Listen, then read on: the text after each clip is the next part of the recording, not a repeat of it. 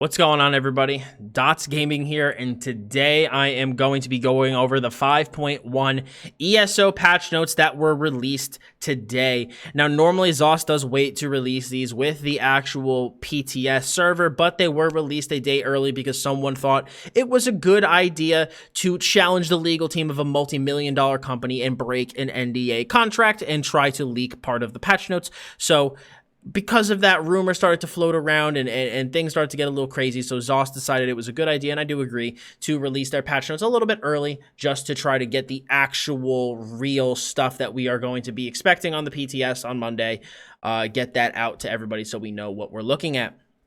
Now, I've recorded the intro for this video probably a half a dozen times and had to stop and start over because I haven't been sure about the best way to go about it, because these patch notes have caused a very wide variety of reactions on both the overly positive and overly negative side of the spectrum. So I just kind of want to go over where I stand with them personally, and then we're going to go over my preliminary pre-patch thoughts on all of the changes. Obviously, my own opinions on these notes are subject to change based off of when testing occurs, people actually get their hands on the changes, and what we, how everything interacts.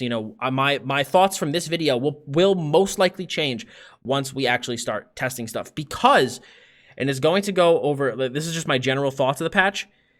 There's so much that, in my opinion, it's hard to really give like a concrete reaction, I guess, on how everything's going to be, because there's so much that's changing. There's just so much that's changing that we really do need to get our hands on it and test it before we can really get a full picture of what we're really going to be looking at for potential 5.1 changes.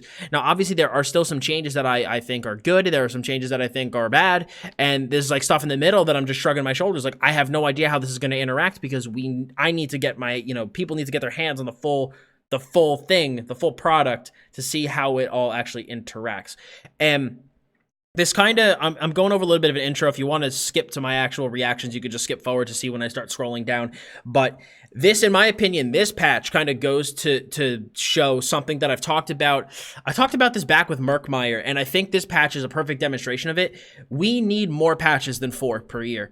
Like, there's so much stuff jammed into these notes. Like, when I was done skimming over these earlier today, I was like, I was beat when I was done reading them. I felt like I just ingested so much information and had to process and go over so much stuff. Like, this is going to be a lot for people to test, and it's a lot for everyone to wrap their heads around. And I think it goes to show that, at least in my opinion, we need more than 4 patches in a year. This is, in my opinion, 2 patches worth of stuff shoved into 1 patch. And I'm honestly a little nervous that, because there's so many drastic changes coming to the game, that next patch is going to be a little sketchy.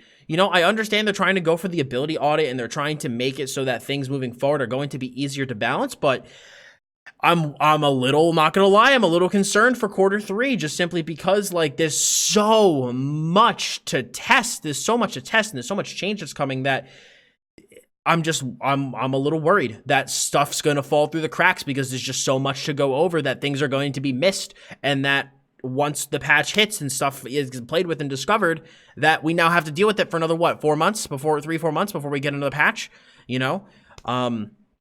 So I don't know. To me, I think this shows that we need more patches than 4 in a year. We need maybe 6 to 8, where you still have your 4 patches that have the balance changes and stuff like this that obviously have content, but the other 2 to 4 are just like balance changes like this and performance stuff, so that we get stuff over a period of time instead of just having so much information jammed at us at once. But that's just my opinion. That was my biggest gripe with these patch notes personally, was that there were so many. It was just so much stuff, and in my opinion, is a little bit too much just to stick into 1 patch. But we're actually going to go over the patch itself. I'm going to be skipping over some stuff. I'm going to be focusing primarily on a lot of the big stuff, like combat, new features and stuff like that. Some of the bug stuff I'm going to be skipping over. We obviously are going to be getting 2 new dungeons in the patch. We're going to be getting Moongrave Fane and the Lair of Marsalak.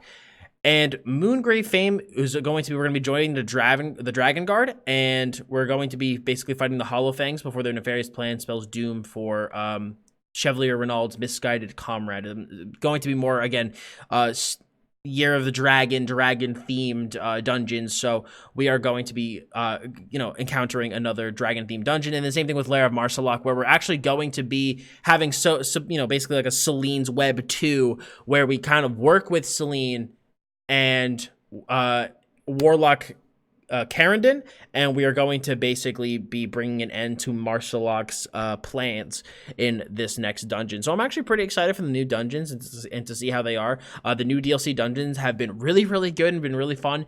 And the mechanics are getting more and more interesting. So I'm excited to see what Finn and his team have in store for us with these new dungeons. And we're obviously going to have a new memento, actually a non-combat pet, titles, and housing items to go along with these. So I'm pretty excited.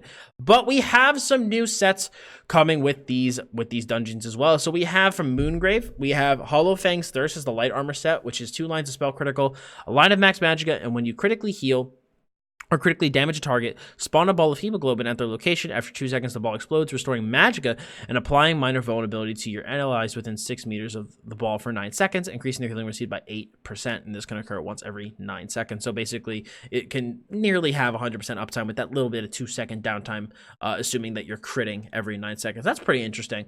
I like the magicka restoration minor vulnerability with that. That's a very interesting mechanic. I like that set. Drozakar's Claws. Line of physical penetration, weapon critical, stam recovery, and for every bleed effect you have on an enemy, increase your weapon damage by 200 against them. Now, I know some people are originally going to look at this and going to be like, why would you put physical penetration on a medium armor damage set? But you're going to see later that bleeds are now affected by resistance. So because of that, we're going to see some bleed damage increase to a lot of skills that apply bleeds, weapons that apply bleeds. So this set kind of now plays into that new fact that bleeds are affected by resistance, so we're going to be seeing penetration as our one piece. But this is going to be, I think, a good set for bleed builds, man. You maintain your bleeds, you're going to get big weapon damage. So I think it's an interesting set, and I think it's going to be pretty cool. These are some good bonuses as well, 2 through 4 piece. We have Renault's Resolve, which gives 2 lines of maximum health, a line of healing taken, and whenever you take direct damage, you gain a stack of Resolve for 10 seconds. And each stack increases your healing taken by 1% and increases your physical and spell resist by 420. You can only gain 1 stack of Resolve every second, and you can have up to 8 stacks of Resolve. So, very interesting set.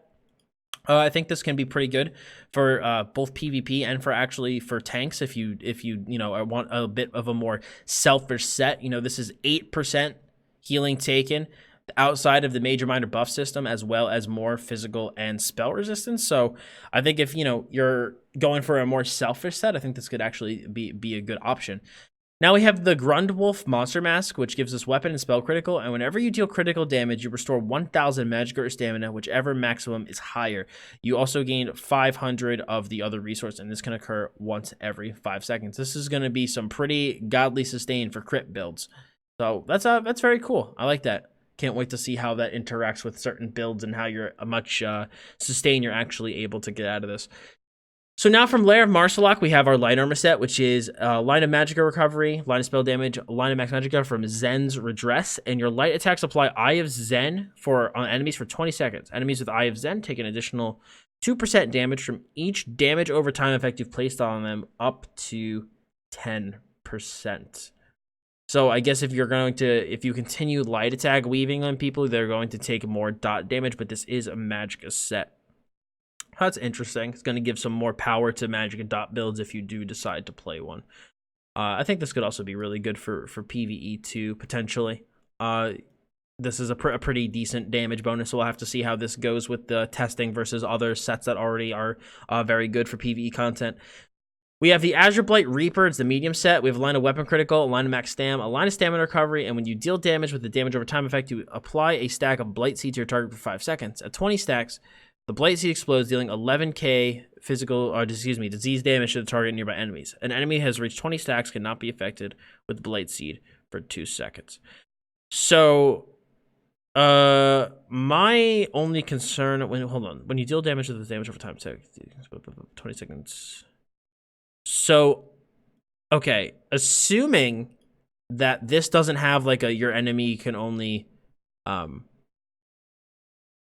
an enemy that reach 20 seconds. Okay, so assuming that this has no internal cooldown, this set I think could be very good. But if it does have an internal cooldown, I think this will be too slow.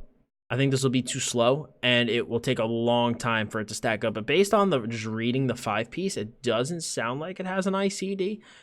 And so I guess, again, if you have like 4 dots on people, I'd say maybe like after, 5 ticks of the dots, you'd get an explosion afterwards, So I think that'd be pretty cool. Like I said, 4 dots times 5, 20. So I think that could be pretty interesting. Gives dot builds a little bit of burst out of the 5-piece of the set. The only thing that you have to worry about again is if this has some sort of ICD, it will stack a little slow. And plus, obviously, this is going to be super subject to purge. A purge will hit this really, really hard. So it's an interesting set. It's an interesting set. Like I said, apply get a little bit of burst to dot builds, like it's a dot focus build. So I think that could be pretty interesting.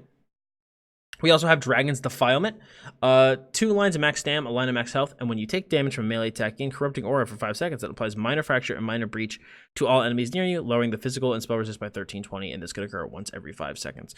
So if you don't have minor breach in your party inside of PvE content, this could be a good way, minor breach and fracture, this could be a good way to get it on your enemy. So a pretty interesting change.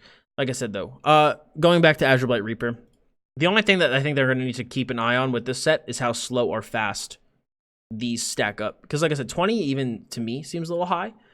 Like I said, you have 4 dots. They'd have to tick each 5 times. So that's a while. So they're going to have to look at the speed of this 5-piece if it's too fast or too slow to see how good it actually is. We have Marsalok. Monster set, max stamina. When you bash an enemy, you spew a cone of corruption, dealing 8k disease damage to enemies. This damage is increased by 5% for each negative effect on the enemies, up to 150% additional damage. That's a freaking lot. Holy crap. This can occur once every 7 seconds. That's a lot, man. Holy crap. 150% increase. This damage is increased by 5% for each negative effect. That's a lot. You'd have to have a lot of negative effects on someone, though, to actually get up to that 150%. That is a ton. Like you literally have to have 30 negative effects on someone to reach the max. I was originally a little more worried about this when I kind of heard what the set did, but a 5% increase and you would need 30 negative effects on somebody. I mean, again, if you're running like this in a party or something, or if you're like in a group and you're attacking somebody and you bash someone, they're gonna take big damage, assuming you have a bunch of people attacking them. But I don't know, assuming from a solo PvP perspective, I don't think this will ever be anything anyone uses. But for group play, I could definitely see this working. You run this on like a sword. I mean, granted, sword and shield bash damage isn't the highest anymore, but you run this on a build that can you bash weave in between. You can get some pretty good bash weaves, but unfortunately, I don't think for solo this sounds super, super good. But still, an interesting set. Interesting set. Will be cool to see how this interacts with other stuff. So we obviously have some new collectibles, some new titles, new die, furnishings. For base game updating, we have multi-crafting, so you can now perform several actions in bulk of crafting stations and receive your items immediately. This includes refining, creation, destruction, and extracting. It applies to all crafting stations. Note that with multi-craft will only partially process if your inventory fills during it. So that's pretty cool. We also have guild trader multi-bidding, so you can now place guilds on up to 10 different traders per week for your guild. If your guild has multiple winning bids, the bid with the highest gold amount is the one awarded. If you have multiple winning bids with the same gold amount, the oldest bid is awarded. A guild is still only awarded 1 trader per week. All bids other than that awards you and your guild are refunded. Bids for the week can be viewed by selecting view bids, and the restrictions of needing 50 gold members and having permissions to bid still apply. That's pretty cool. Allows you to basically try to get a bunch of different traders at once, and whichever one you could try to bid on multiple stuff at once and increase your odds at getting a trader instead of just committing to one trader and maybe getting outbid, so now your guild does not have one for the week. We also have Undaunted Key improvements, which I'm so glad to see. I remember when I visited ZOS and I asked about the Undaunted Key system. I'm like, are we ever going to see an update to this? Because it really needs some changes. And they were like, just wait. And I was like, oh boy. And now we are finally seeing it. So Undaunted keys are now in the currency tab and no longer will take space up in your inventory. And you can also spend the keys directly via the store with the Pledge Masters. So you can buy a mystery coffer sold by each representative pledge, functions similarly to the current chest interactions. These provide a guaranteed monster set shoulder from among the dungeons associated with the pledge that an NPC offers, along with a chance at a number of other rewards for a single key. The Pledge Masters also sell specialized coffers at the cost of 5 keys, and these will provide you with a guaranteed monster set shoulder from one of only 2 potential sources, allowing you to spend more keys to narrow down the potential reward pool. The monthly monster shoulder style pieces will be available directly from the merchants for 50 keys each, in addition to the continuing to wow, I can't read. In addition to continuing to be a rare drop from the mystery coffers at the same rates as previously seen with Undaunted Chests. Note that you will need to log in with each character for their pre-existing keys to be converted into this new account-wide currency. So that's pretty cool. I'm glad to see a change to the key system. It was getting super outdated, super RNG, so I'm glad to see that updated. We also finally have some updates to Jewelry Master Writs, thank God. In this update, Jewelry Crafting Master Writs received from daily Jewelry Writs will most commonly request a superior piece of jewelry with a rare chance of epic and very rare for legendary. The number of writs rewarded from these newly received epic and legendary Jewelry Crafting Master Writs have been significantly increased. This change is not retroactive. I mean, it's a start. I don't know if it's enough, but it is a start, okay? We've been seeing still, ever since Somerset, we've been seeing a lot of tuning to Jewelry Crafting and the Jewelry Crafting Writs. And like I said, I think this is a step in the right direction, but I'm not sure if it's going to be enough quite yet to make them super, super worth it. But we're going to have to see when they say significantly increased, what that actually means. So we'll have to see that once we hit the PTS. Master Writ Merchant updates. He now sells a new legendary furnishing recipe for each trade skill, while achievement, this person offers prior legendary recipes and new recipe envelopes for Somerset and Clockwork City. There's also some new collectibles. So we have Siege Master Costume, which is acquired by doing 50 Siege of Cyrodiil merits. Okay, so cool. We have more collectibles for Cyrodiil. Always good to see. Siege of Cyrodiil recommendations can be purchased from Telvar merchants from 1,000 Telvar. And the Siege Cyrodiil merchants are obtained from completing Imperial Daily Quest. Good! Good! Putting collectibles in Imperial City. That's what I like to see. Good job. I'm a huge fan. 10 out of 10. Big fan. Battleground Runner Armor outfit style. So we have a new outfit style by completing the flag games. And your performance in these flag games does not impact the outfit's drop chance. Win, lose, or draw, you have the same chance to obtain a style pack. You'll always... I don't know. I personally would maybe try to encourage people to try. And actually try to tie it to a win. But, okay, you know, it's fine. I'm, again, always glad to see stuff added to PvP, though. I'm not going to overly complain. We'll always obtain these outfit styles in a prescribed order. First the jacket, then the braces, and the guards, and the boots, arm comps, and finally the helmet. In that order, there is no waste outfit style. Once you obtain all 6 outfit styles, you will begin to obtain the memorabilia, treasure that can be sold to vendors for 1,000 gold at the same rate. Oh, that's cool too. Getting some more gold stuff out, some more like gold selling things out of PvP. So good changes, man. Always a huge fan when they do collectibles and stuff for PvP. I'm really, really happy with that. It's good stuff. So we've updated a bunch of different item sets. So they're continuing to do the item set audit, but this is just a couple that they did hit with this patch.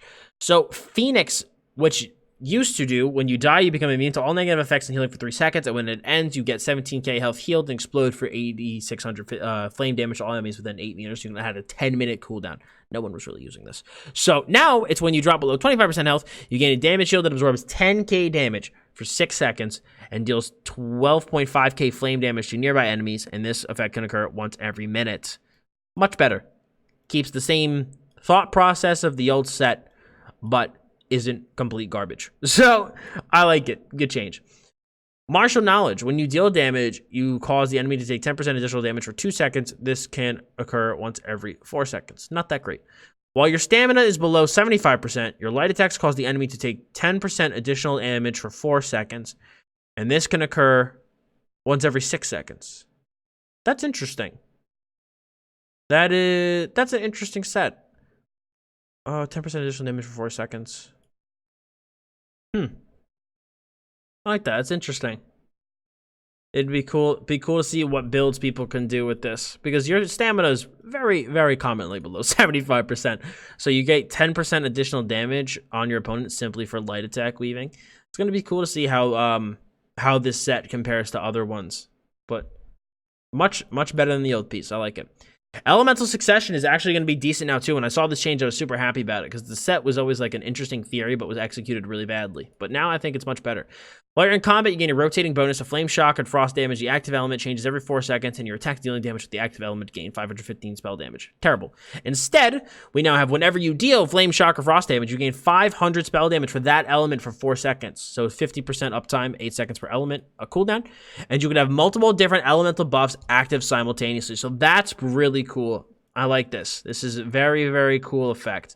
I'm glad that they made it a large value like 500 and not something low so that, you know, because there is a cooldown on it, it's still going to, you know, you're going to be getting a nice burst and flood of damage for 4 seconds, but then you still do have that bit of downtime. So I'm a fan of this.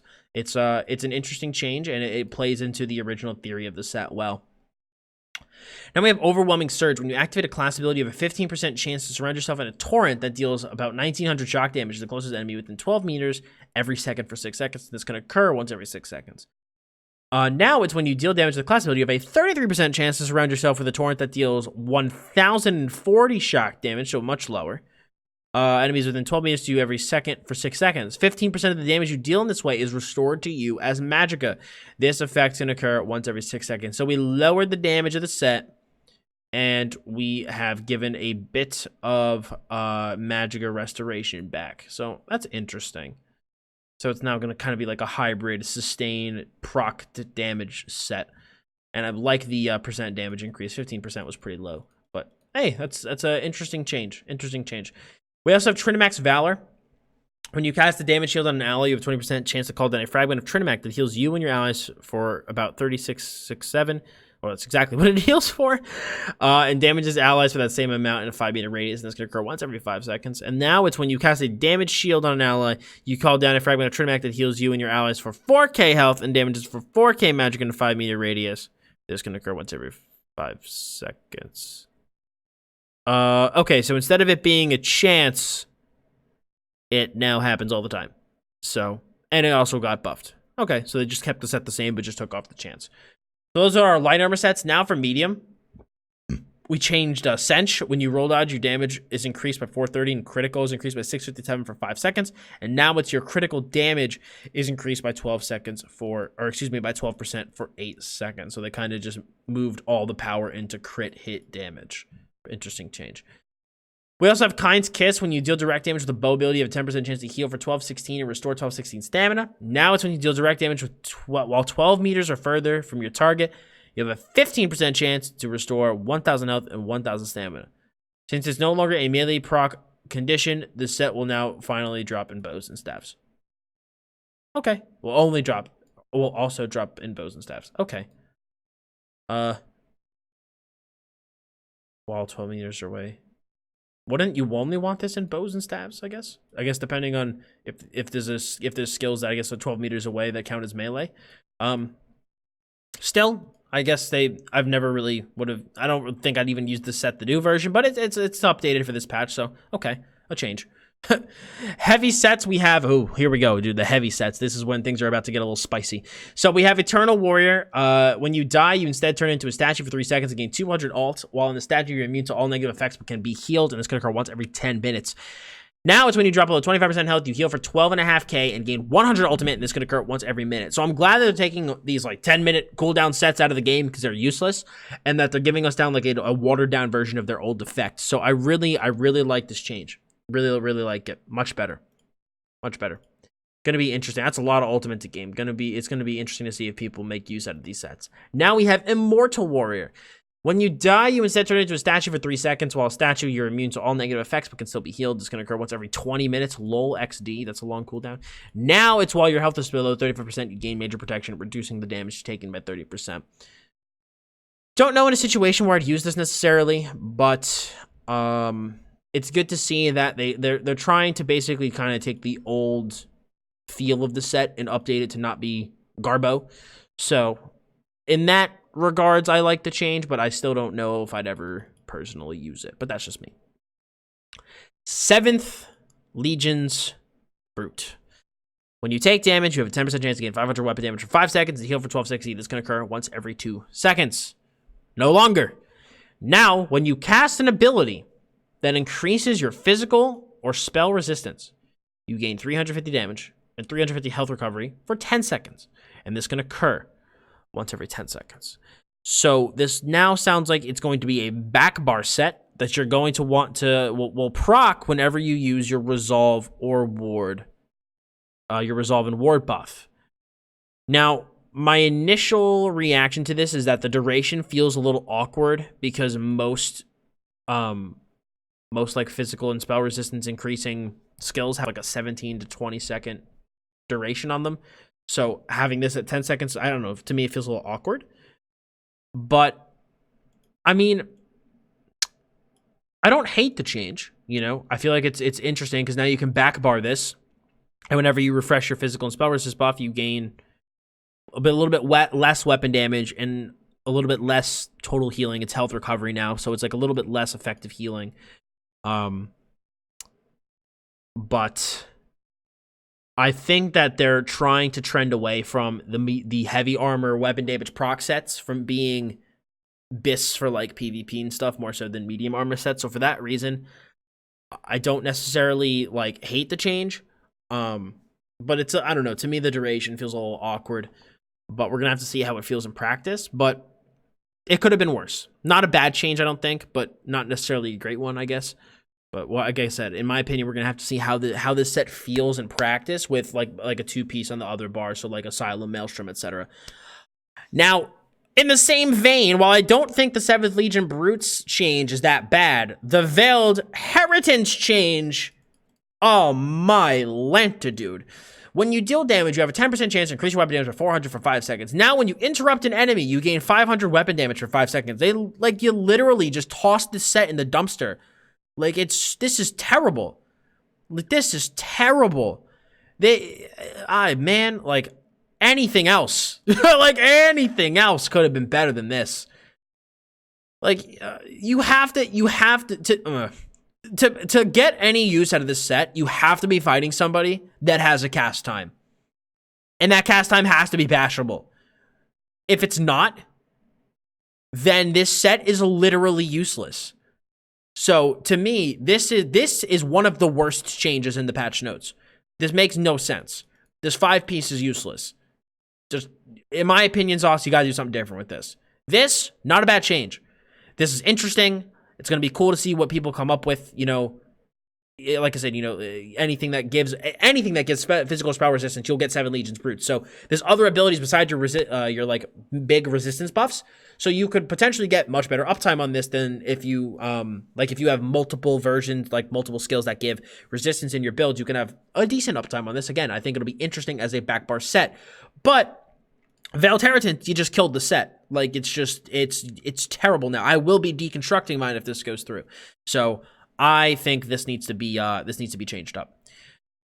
Ravager. So let me read it first. When you deal melee damage, you have an 8% chance to increase your weapon damage by 645 for 10 seconds. This could occur once every 10 seconds. Now, it's every time you attempt to reduce the target's physical or spell resistance, you gain a stack of Ravager for 5 seconds, increasing your weapon damage by 125. You can gain a stack every second, and at 4 stacks, the duration can be doubled, but not refreshed. So it'll cap out at about 500 weapon damage.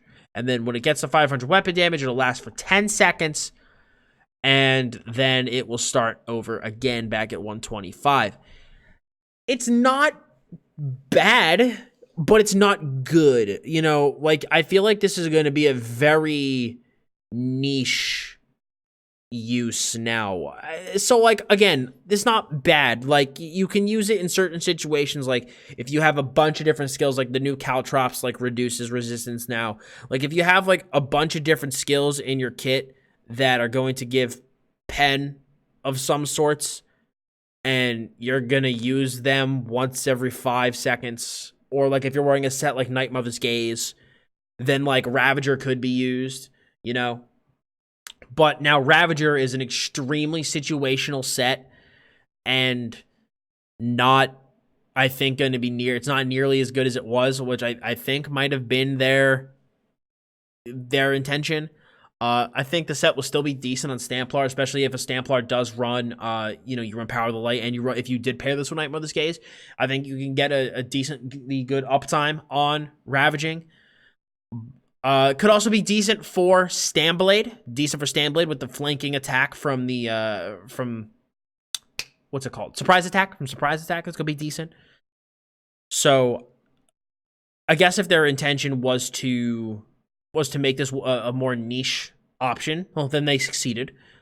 So again, the way I feel about Ravager is very similar to how I feel about 7th Legion, where on paper I'm like, I'm not really sure, but I think in testing that'll really show us how if anybody's able to come up with anything interesting with these new 5 pieces and actually make them work and make them good. I definitely see that there's some potential, but it's much weirder than what we used to have. They're definitely more niche sets, and then like I said, Veiled Inheritance is just absolutely garbage. There's new furnishings, new titles, new achievements. Dragon Guard's Legacy. This is just stuff about accepting the quests to continue the Season of the Dragon. You can now unlock skill lines for other characters. Okay, if you've beaten them already. So, fully completing a skill line on one character now unlocks the ability to purchase the achievement and skill line on another character. Once unlocked on your current character, the chosen skill line immediately advances to its maximum rank. All abilities contained within the purchase skill lines arrived unranked, allowing you to advance and morph the skills as you see fit. Please note you must log into each character on your account to register your achievements. Once you have logged into each character, other characters will be able to purchase the skill line upgrades. This new Crown Store offering is located under Upgrade Skill Lines. Currently, following the skill lines are planned to be sent out with Update 23. It's Alliance War, Dark Brotherhood, Thieves Guild, Fighters Guild, Ledger Domain, Mages Guild, and Undaunted. Note that the Sigil Order, Soul Magic, Vampire, and Werewolf skills will become available in a future update. Now, I have seen so many people say that this is pay to win, and those of you who think this is pay to win, I'm sorry, you guys have never played a game that's actually pay to win if you think this is pay to win. This is, if anything, pay to convenience, okay? There's, like, nothing stopping you from, if I spend all of my money on grinding out, on buying the Mages Guild and the Undaunted per se, right? Let's say I spend a whole bunch of money on Mages Guild and Undaunted on an alt character, okay? I have to have already unlocked Mages Guild and Undaunted once. I have to have already gone through the process of getting them already. On a second character, I can purchase them. I don't have an advantage over you that you can't get in the game. And this isn't like a pay-to-win situation where it's like, okay, it'll take you 3 years, 4 days, and 22 minutes, or pay $19.99 to unlock the skill line like you see in mobile games, okay? This isn't that. If you try, I've done it before. You can get Undaunted in 3 or 4 days if you grind it out. You can get Mages Guild in a day if you grind it out. But for those of us who have a gabillion tunes and want to make alts, this is a way that if we want to spend money, we can just get that character ready to play instantly instead of having to go through the tedious grind of getting everything leveled up. And again, my character is no more powerful than someone else who has chosen to not purchase these things. So this is not pay to win, okay? If anything, this is pay to convenience. ZOS, in my opinion, has always done a good job walking that line between pay to win and pay to convenience, and this is not crossing that line, okay? If you think, I'm sorry, this is how I feel. If you feel that this is a pay to win line cross, you have not played a pay to win game. Okay? Because trust me, this ain't it, Chief. Okay?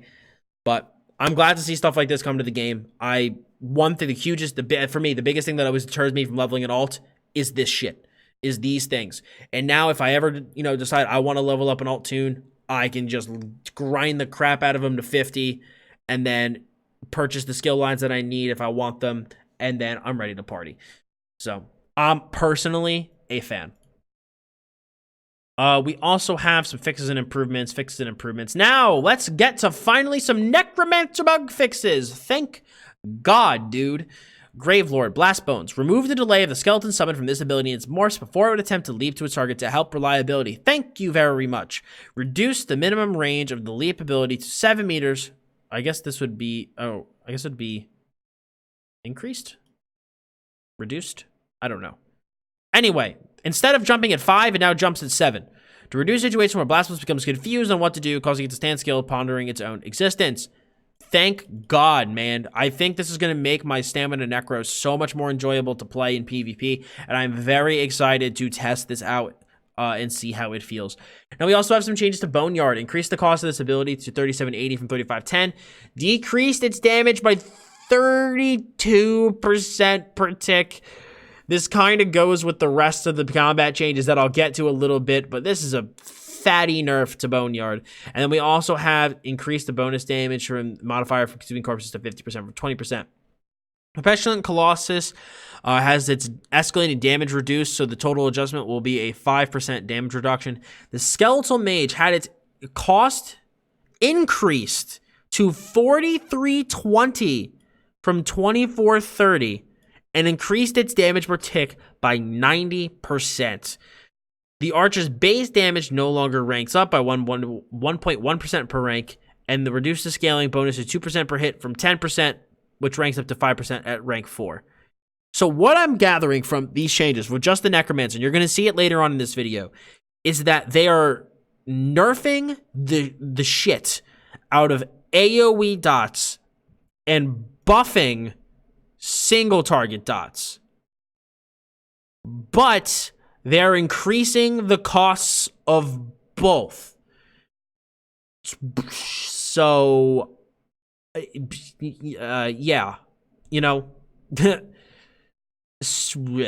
I wonder. So, okay, I'm trying to gather my thoughts here because I am doing this video, like I said, pretty raw and uncut. I'm not snipping anything out or in. My curiosity. And I do a ton of PvE content. I do trials every week with my guild, and we do vet trials, and I've cleared the majority of the vet trials in the game with the exception of Halls of Fabrication, and my guild's starting on that soon, which I'm super hype about. But I don't understand why, I guess, that they're doing this, where they're increasing the crap out of single target dots, but lowering and nerfing the crap out of AoE dots. The only thing that I could possibly think would be that they don't like how quickly people are able to clear through trash, but by lowering the AoE dots, you would lower the damage on boss fights too much, so you're increasing the single target dot damage to make up for it. Like, I'm not sure the rationale of the changes, and even I'm going to really quickly scroll ahead. They don't explain their thought process behind it. They just say that many of this update's ability adjustments have been set on the goal of bringing value, such as healing our damage per second, to be more consistent with one another. We believe that the auxiliary effects and passives that are paired with these abilities are the primary means of adding depth and variety to the individual ability, while the core functions remain relatively close, so you have an easier time discerning the effectiveness of these abilities. Blah, blah, blah, blah, blah, and they say nothing else about it. So, I'm not sure the full rationale behind these changes. My guess would be that they want the AoE effects to also, I don't know, I guess have more like of their secondary effects considered, it sounds like, but the single target dots be more like this is for dot damage. Like, I don't know. These sets of changes have really confused me. If you guys think you understand why, please tell me below, okay? Because again, I really don't get the rationale behind these changes. So if you're like a super hardcore PvE or do more than me, please let me know if you think you understand why. I've talked with my PvE guild, and where a lot of us are scratching our heads, our big guess is power creep, that this is a temporary change to power creep, but I don't know. So, yeah, let me know your thoughts down below. I don't know. I'm just going to move on from that just because that's just how I feel. Sustain will also be super fucking interesting next patch, let me just say that. Shocking Siphon. This ability and its morphs will now update their hitboxes when fighting larger enemies. These abilities no longer have a resource cost and scale off your highest offensive stats.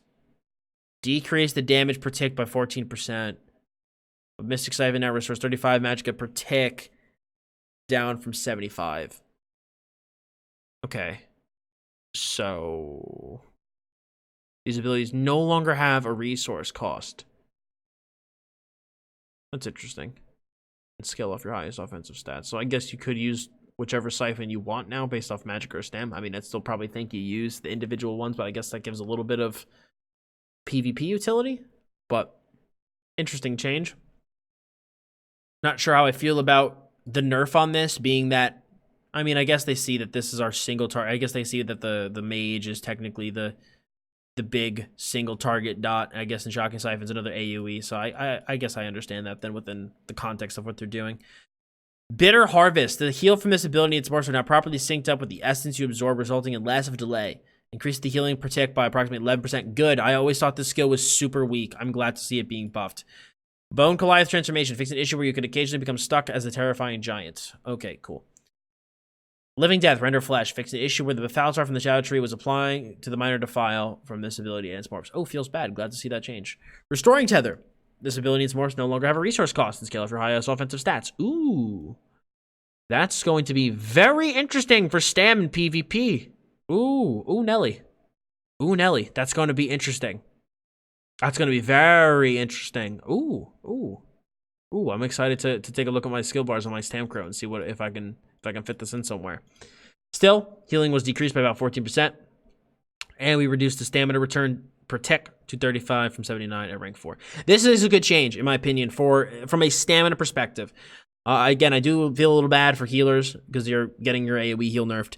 But again, that seems to be the theme for this patch. But I'm glad. That was one of my biggest gripes with Necro, was that I felt like sometimes a lot of the corpse consumption skills, it's like they were just for one certain... Like, I felt like Stam's corpse consumption choices were a little bit limited. And especially, again, PvP perspective primarily. And I think this opens up a little bit more of a choice. And now we can actually use a healing corpse consumption skill, and it will scale with Stam. Really happy to see this. I like this change a lot. Now, a super unfortunate thing, or not even, I guess, unfortunate. It's, again, it's going with the whole single target versus AoE thing. Spirit Mender. Increase the cost of this ability and its morphs from 4320 to 4320 from 2430. And increase the healing per tick by approximately 90%. This morph now heals for twice as much per tick rather than 3 times, reducing the duration in half, but also it reduces the cost to half. So, okay, I've kind of, now the more I've read this, I've kind of maybe kind of adjusted my thought process here a little bit. Maybe they're trying to just lower AoE. Maybe it's from, I don't know, maybe this is actually a PvP angle.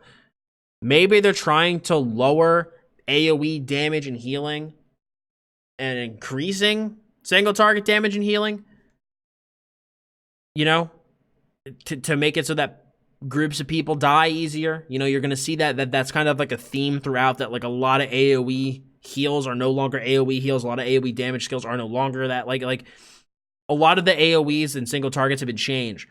So again, I don't know if their intention was from a PvP perspective to maybe make groups easier to kill and make healing a little bit less in a group situation, or if this was a PvP or PvE angle.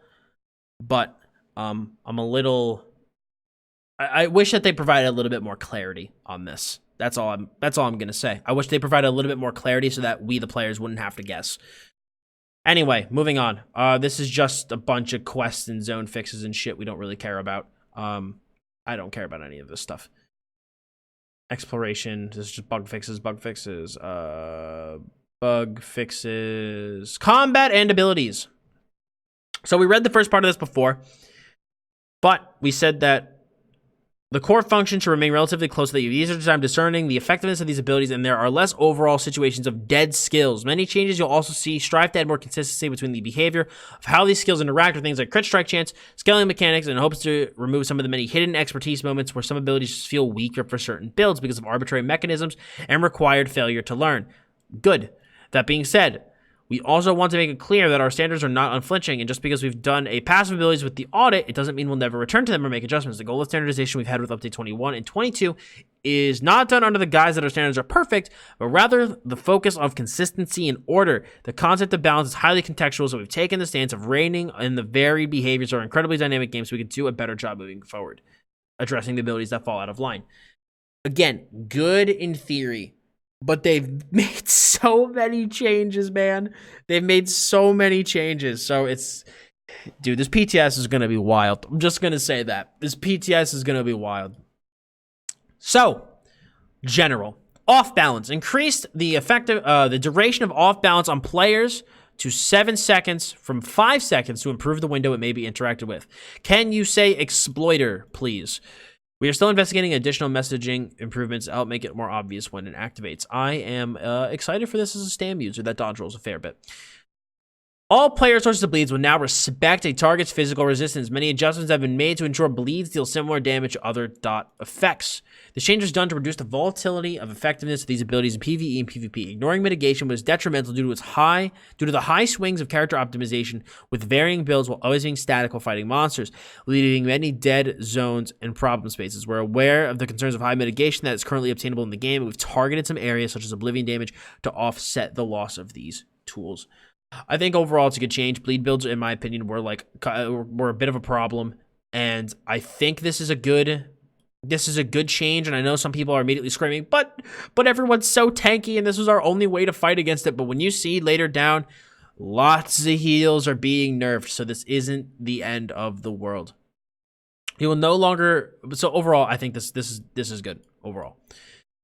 You will no longer become stuck sprinting if you've managed to become accosted by a guard while sprinting, even though you were pretty terrified. Okay, XD. Ground targeted abilities will now... Oh my god, thank you. Oh, Jesus Christ, thank you so much. Ground targeting abilities will now become unqueued after weapon swapping. This should help reduce situations where you become stuck and casting one of these abilities. Dude, this shit happens to me all the time. I am so excited about this change. Good. Super happy. Good bug fix. Fix numerous instances where well-timed ability uses from charges, leaps, teleports, blinks, and pulls can allow you to bypass collision. Good change. Many dot effects, both single target and AoE, have been re-standardized to follow a similar behavior to other ability types. Okay, I guess I missed this earlier. Area of effect dots will now be 33% weaker than single target dots counterpart and cost 30% more. Just like direct damage AoEs versus single target ones. How did I miss this before? Zos, you definitely need to highlight this shit somewhere else. Like, I breezed over this before. Now I feel a little silly. The duration of these damage over time effects are equated into their total cost per second, rather than following a base it's a dot catch at all cost. You can expect to see many adjustments to abilities in this nature in this update. We've also rebalanced more of these ability types in the game to help all classes gain access to sources of them and to reduce situations where abilities were being merely used for passive slots. Okay, so this is the standard right here. This is their standard. This should be in here or bolded somewhere, in my opinion. So now I understand from earlier, okay? I'm gonna make sure to freaking copy pasta that so that I can put that in the comments later so I can tell people that I get it now. I found it. So this is the standard that they're going for. Area of effect dots will now be 33% weaker than single targets and cost 30% more. Adjust the animation cast time for many ultimates that are meant to have higher impact to better synchronize with their attack animations. These abilities cannot be interrupted, and canceling them or being stopped will not consume your ultimate. These will affect the following skills. So it sounds to me, you can no longer animation cancel Deathstroke, Dawnbreaker, Berserker Strike, Soul Shred, Lacerate. Feels bad. It feels bad, man. Yeah. Yeah, you can no longer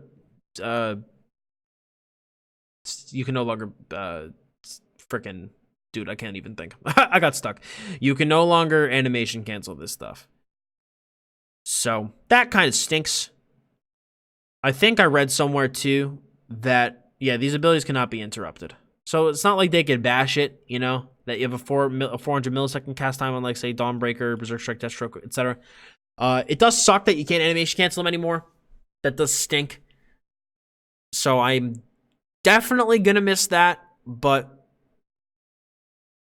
I guess their thought process is that these abilities deal so much damage that you want the opponent should be able to see the animation coming, I guess. But I don't know. I don't know how I feel about that. I don't know how I feel about the animation canceling for these skills being removed. Not really overly a fan of that, but at the same time, I'm not, like, overly pissed off. Improves the responsiveness of leaving or CC breaking knock up or knock back abilities and increases the standard range of knockbacks to 8 meters from 6. Well. I don't know if this is going to be changed. Hold up, Dawnbreaker of Smiting. Let me Google something on my other monitor here. Dawnbreaker of Smiting. Okay, thank you. Dawnbreaker of Smiting has a 10 meter range. Hold up. Dizzying swing, ESO. I'm gonna Google something on my other monitor real quick. So this is the only thing that kind of blows.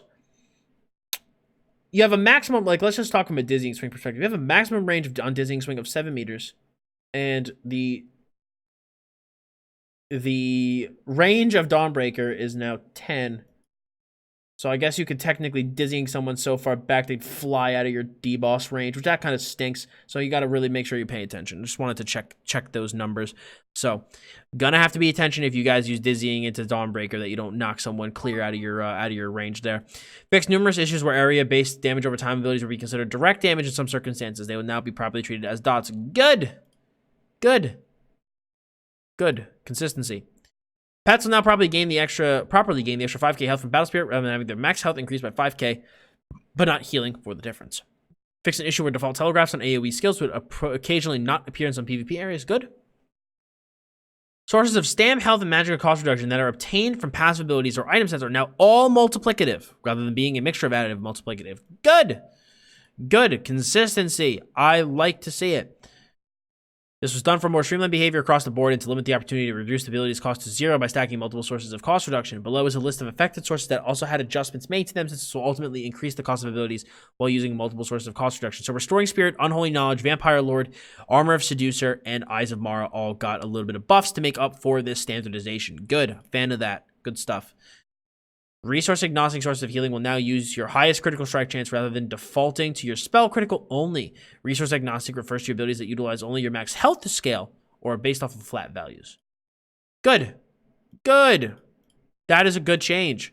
So basically it's like if you are, like, say Stam, right, and you were using Bitter Harvest originally had its chance to crit off your spell crit, which is obviously a little silly, and it will now actually go off of your weapon crit properly. Good change. The abilities listed below now properly use Precise Strikes to scale rather than Elfborn. Leeching Strikes, Killer's Blade, Dark Exchange, Ruinous Scythe, Absorb Missile, Draining Shot. Wow. Okay. Glad to see that was fixed. Player source Oblivion damage now deals its damage based off the target's maximum health, the maximum damage threshold, to prevent them from dealing obscene amounts of damage against elite mobs. Oblivion damage continues to bypass positive and negative bonuses and cannot be blocked or shielded. So Oblivion enchants now deal damage. The max health percent these enchants deal will now only scale with the enchantment's quality, but their maximum damage will scale in the traditional sense, where the value is based off your enchantment's level and quality. Max health percent of these enchants deal will now only scale with the enchantment's quality, but their maximum damage will scale in the traditional sense, where the value is based on your enchantment's level and quality. Okay, so the maximum bonus of health percentage that these enchantments will do is 3.75% at legendary quality CP 160, and the maximum total damage that they will deal is 4875. Okay, so I guess to make up for the fact that bleeds will no longer bypass resistances, Oblivion enchants will now be more effective against tankier targets and less effective against squishier targets. Slowed Semblance. This, I guess they're buffing this and changing this in the same regard. This set will now deal 3% of your target's max health per tick, up to a maximum. Their health percentage is now static, while the maximum damage is based off your item set's average level quality. Okay, I got it. So this total, this maximum damage is based off the set level and quality or the enchant level and quality, but the percentage is static. Gotcha. The maximum damage you can deal is now 3,000 Oblivion damage per tick. Night Slayer. This set can now proc on any target instead of only players. Continues to deal 8% of the target's maximum health with a fully charged heavy attack. The maximum damage dealt will scale based off the average item set level up to a maximum of 8k Oblivion damage. Oblivion damage has now been designed to fulfill the role of a giant slayer in order to help balance its purpose, where it will deal much less damage to targets who do not specially heavily into survivability, while becoming much stronger against high health targets. We also want to ensure that Oblivion damage had a role in PvE where it can be used as a baseline without overperforming other sources of damage that require heavy investment to optimize their impact. Note that Oblivion damage will continue to bypass all forms of mitigation bonuses and will be unable to critically strike. I actually like these changes. I think these are pretty good. I really actually do dig the Oblivion damage enchant changes. So overall, I think some good stuff. Now we had fixing the issue causing some players to not be visible to fellow group members. Thank you. Good choice. Good change. Buffs and debuffs. Major heroism. Fixed an issue where some sources of major heroism would stack with one another. Okay, good change. Mighty Lifesteal. The hail from this bonus will now use the activator's highest critical strike chance rather than only spell crit. Again, good change. Now, last time. Ardent Flame, Combustion. Decrease the cooldown from this passive to 2 seconds from 5 seconds. This was done to help alleviate many of the duration-based cost increases, as well as help this passive synergize with the more build customization, such as using the charge trait. This is a good change because your guys are going to see DK's got some fat cost increases, okay, with this whole dot audit. And without this change, the sustain would be terrible. So glad to see that we will be getting better sustain from the combustion passive. So Fiery Breath got its cost increased slightly by about 108, and we have a 15% dot nerf. Lava Whip, we also saw a nerf to Molten Whip, so it is now, the stacking spell damage will now be 75 as opposed to 125. Good change. I think Molten Whip was dealing a little bit too much burst. I even said that back when Molten Whip was on the original Elsweyr PTS, and I think they buffed it a little bit too much, so I'm glad to see them kind of backing off of it a little bit. Searing Strike will now fix the visual issue from this ability, and its morphs would fail to apply if a target was blocking. Good stuff.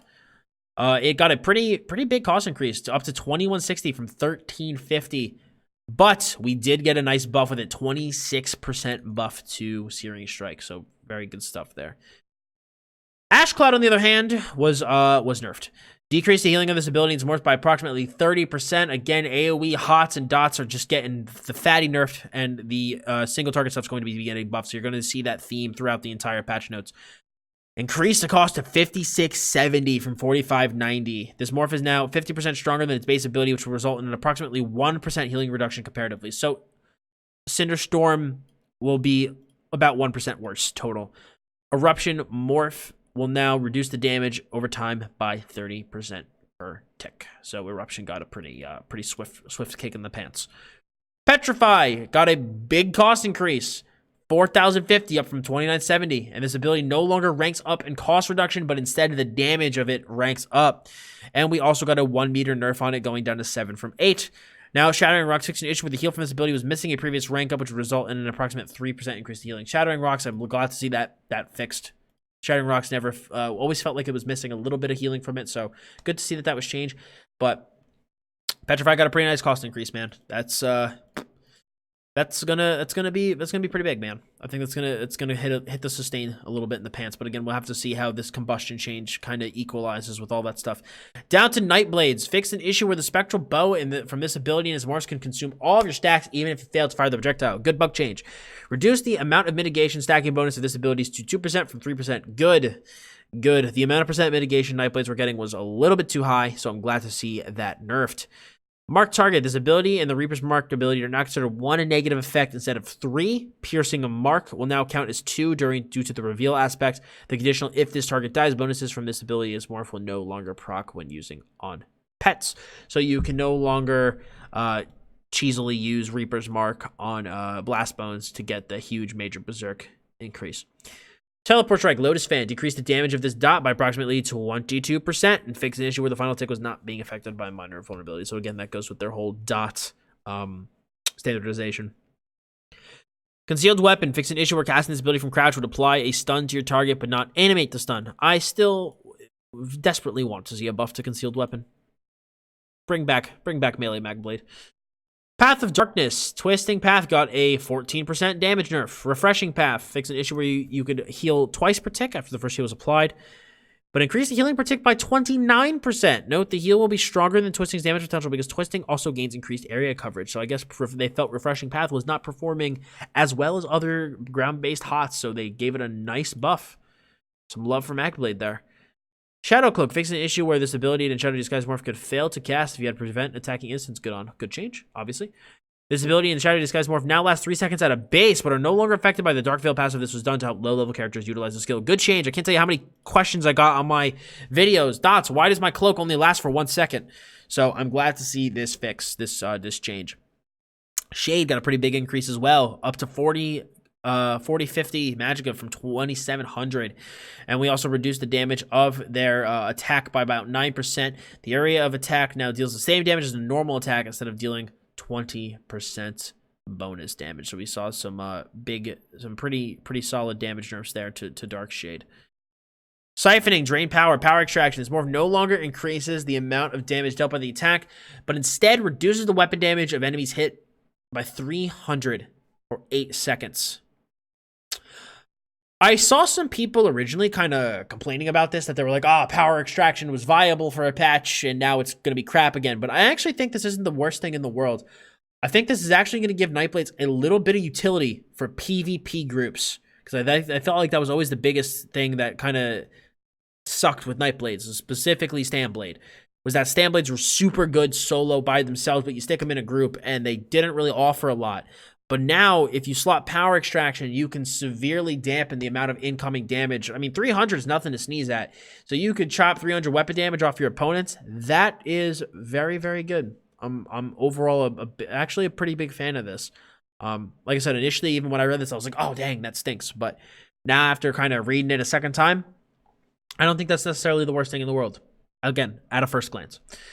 Cripple. Decrease the cost of this ability. It's more to 2970 from 3240 and increase the damage by approximately 17% per tick. So again, single target dot increases.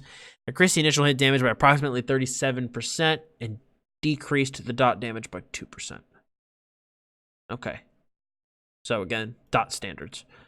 Sorks. Crystal Shard. Decrease the base cost of this ability and its morph. Ooh, that's a pretty big decrease, man. And decrease the damage by 10%. Okay, so Crystal Shard got a nerf.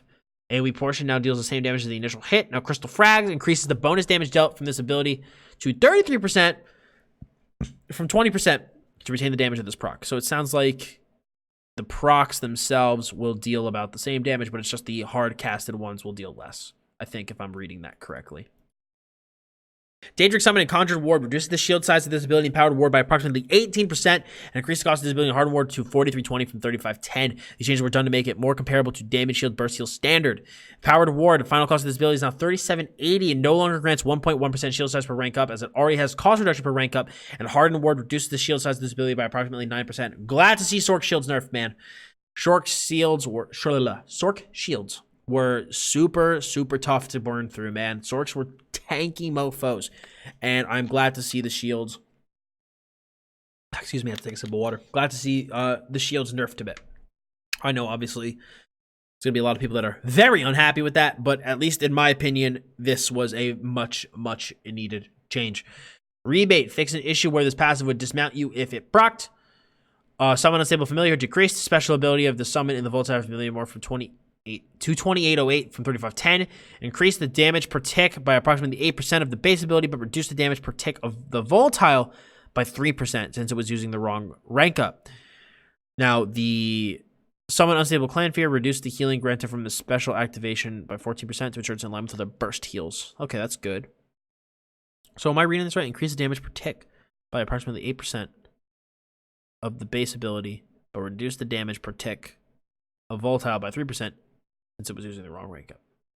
Okay. So, is this a nerf or a buff? But reduce the damage per tick of Volatile by 3%. I, literally can't tell if this is a nerf or a buff. Increase the damage per tick by approximately 8% of the base ability, but reduce the damage per tick of the Volatile Familiar by 3% since it was using the wrong rank up. Okay, Jesus Christ. Sorry about that, team. It took me a second to read that there. I'm getting stuck. But, okay. So it's a slight nerf to the pet. It's a slight nerf to the pet. So the base ability got a bit of a buff, and the North one got a little bit of a nerf. I was like, what? The Volatile? What? Okay. Sorry about that. Got zoned out for a little bit there. Summon a Winged Twilight. The zap and kicks attack from the Twilight and his morphs will now do the same damage to help reduce volatility and performance. Reduce the damage of the Winged Twilight and the Twilight Matriarch by 69% per hit. Summon Twilight Tormentor. Reduce the damage dealt by the Twilight zap and kick by 35%. Dude, the Winged Twilight got freaking owned. Oh my. I can understand the Matriarch, the healing pet, getting its damage nerfed, but I think the Tormentor one might be a little thick.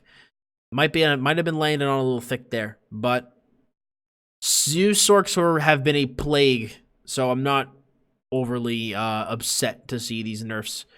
But I don't know. At least at a first glance, Twilight Tormentor, which was designed to be the damage morph, at 35% to that morph, that's pretty large. So we'll have to see, though. We'll have to see in testing if this was way too much. We'll have to see. So the stuns from Bolt Escape can no longer be blocked. Okay, that's actually pretty good. I'm actually a pretty big fan of that.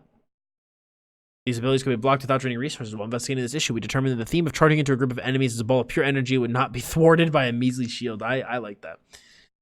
Overload. The hitbox for these abilities, heavy attacks will not properly update when fighting dragons. Fix an issue where the heavy attack augment from these abilities was not gaining the 70% damage increase from heavy attacking off-balance enemies. Okay. Glad to always see fixed an issue. Lightning Splash. Decrease the cost of this ability and its morphs to 3k about from 3510. And decrease the damage by approximately 37%. Again, it's going to be that dot standardization. Morph no longer increases in damage per rank and now lasts 9 seconds, ranking up to 12 seconds at rank 4. Okay, so it actually lasts longer too, which is pretty neat. Adric Spear. Puncturing Strikes. Reduce the base cost of this ability. It's morphs to 2700 from 2952. Biting Jabs retains a 50% cost reduction. Spear Shards. Decrease the cost of this ability to 3k from about 3240. Decrease the dot damage of Spear Shards and Lumens by 37 per tick and Blazing by 42% per tick. I guess this was to go with the standards. It still seems pretty thick, but I guess that's supposedly to go with the standards. Spear Wall. Increase the duration of minor protection granted from this passive to 3 and 6 seconds, up from 1.5 to 3 seconds. So Plar is getting larger amounts of minor protection. Oh my. Oh my. Nice little buff there. Dawn's Wrath, Eclipse. Ooh, okay, we got a couple things to say about this. Rework this ability, it's more so you will now envelop your target in a sphere of darkness for 4 seconds, which harms them anytime they use a direct damage attack. The first attack will cause the sphere to hinder them, reducing movement speed by 30% for 4 seconds. The second attack will cause the speed to immobilize them for 3 seconds. And the third attack will cause the sphere to smother them, stunning them for 3 seconds. These effects can only occur once every second, and note that the sphere can no longer be CC broken early, but can still be cleansed. Total Dark was changed to Living Dark. You can now envelop yourself in darkness for 4 seconds, which protects you. Anytime an enemy hits you with a direct attack, they're immobilized for 3 seconds, and you are healed. This heal value has been decreased by 25% to the original value, but can now occur once every half second rather than 0.75. Unstable Core, on the other hand, each time the sphere activates on the attacker, they will take damage. This is going to be the better morph of the two. Each time the sphere activates on the attacker, they will take damage. This damage is increased based on the stage the sphere is currently in. So this one does not stun anymore. This one will deal damage in addition to all this CC you're about to get smacked with. Now, I want to read the developer note before I comment on this, because I clearly missed stuff the first time I sifted through these notes. The previous iteration of Eclipse was originally meant to be a tool to disincentivize your target from continuously attacking, and instead of backing off or removing the effect. Due to the effect being able to remove through CC break, it led to very binary performance in certain situations. This new functionality is meant to retain the idea to punish the target from continuously attacking, but with less polarizing elements from both sides. We now also wanted the ability to be used in both PvE and PvP, so we removed the pseudo crowd control element from it once operated. So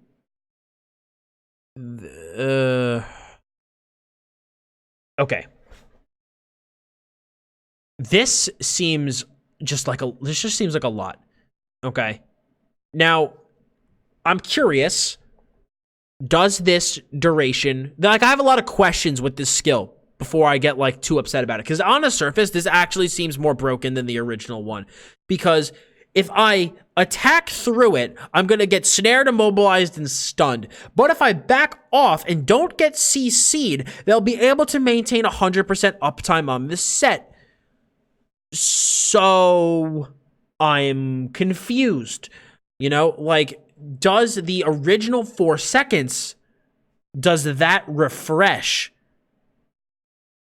Like, after for example, right?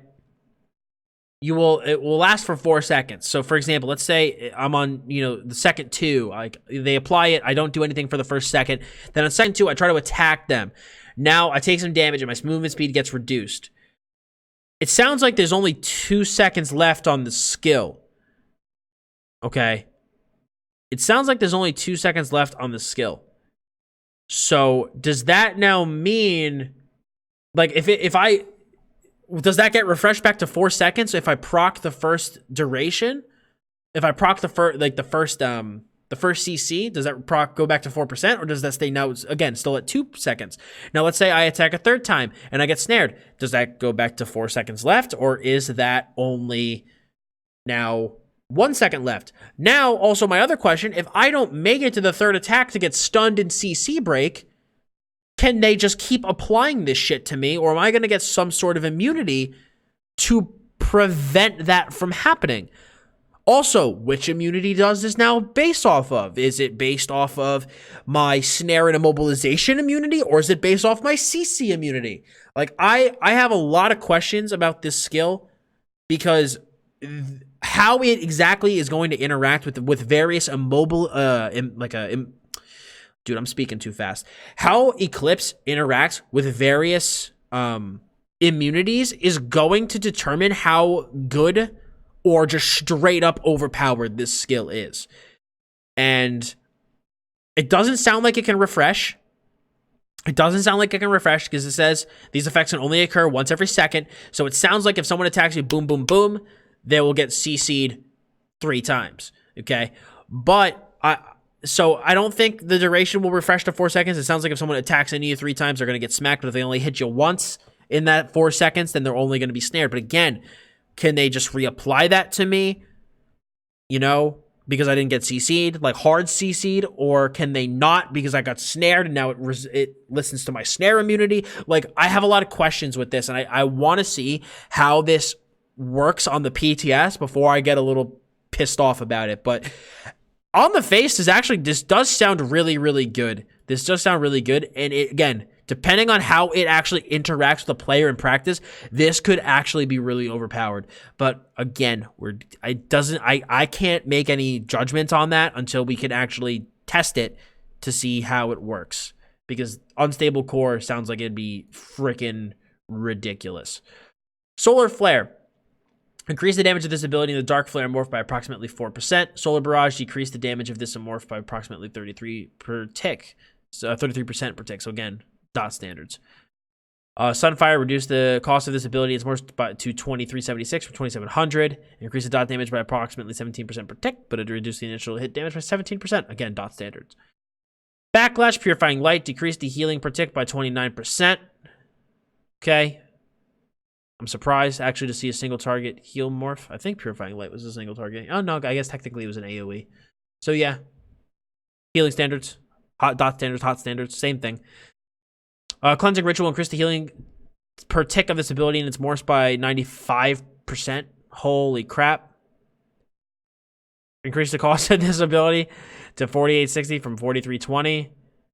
Note that these abilities only continue to tick once every 2 seconds instead of the standard 1 second. This is due to the multifaceted operational power this ability boasts.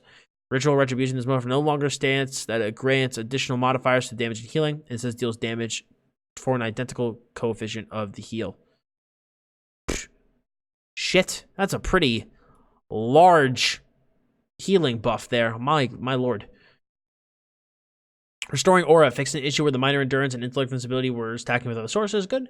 Rush Ceremony, Honor the Dead, fix an issue where this ability would cause animation stutters when attempting to cast at a target who is using Mist form or its morphs. Good.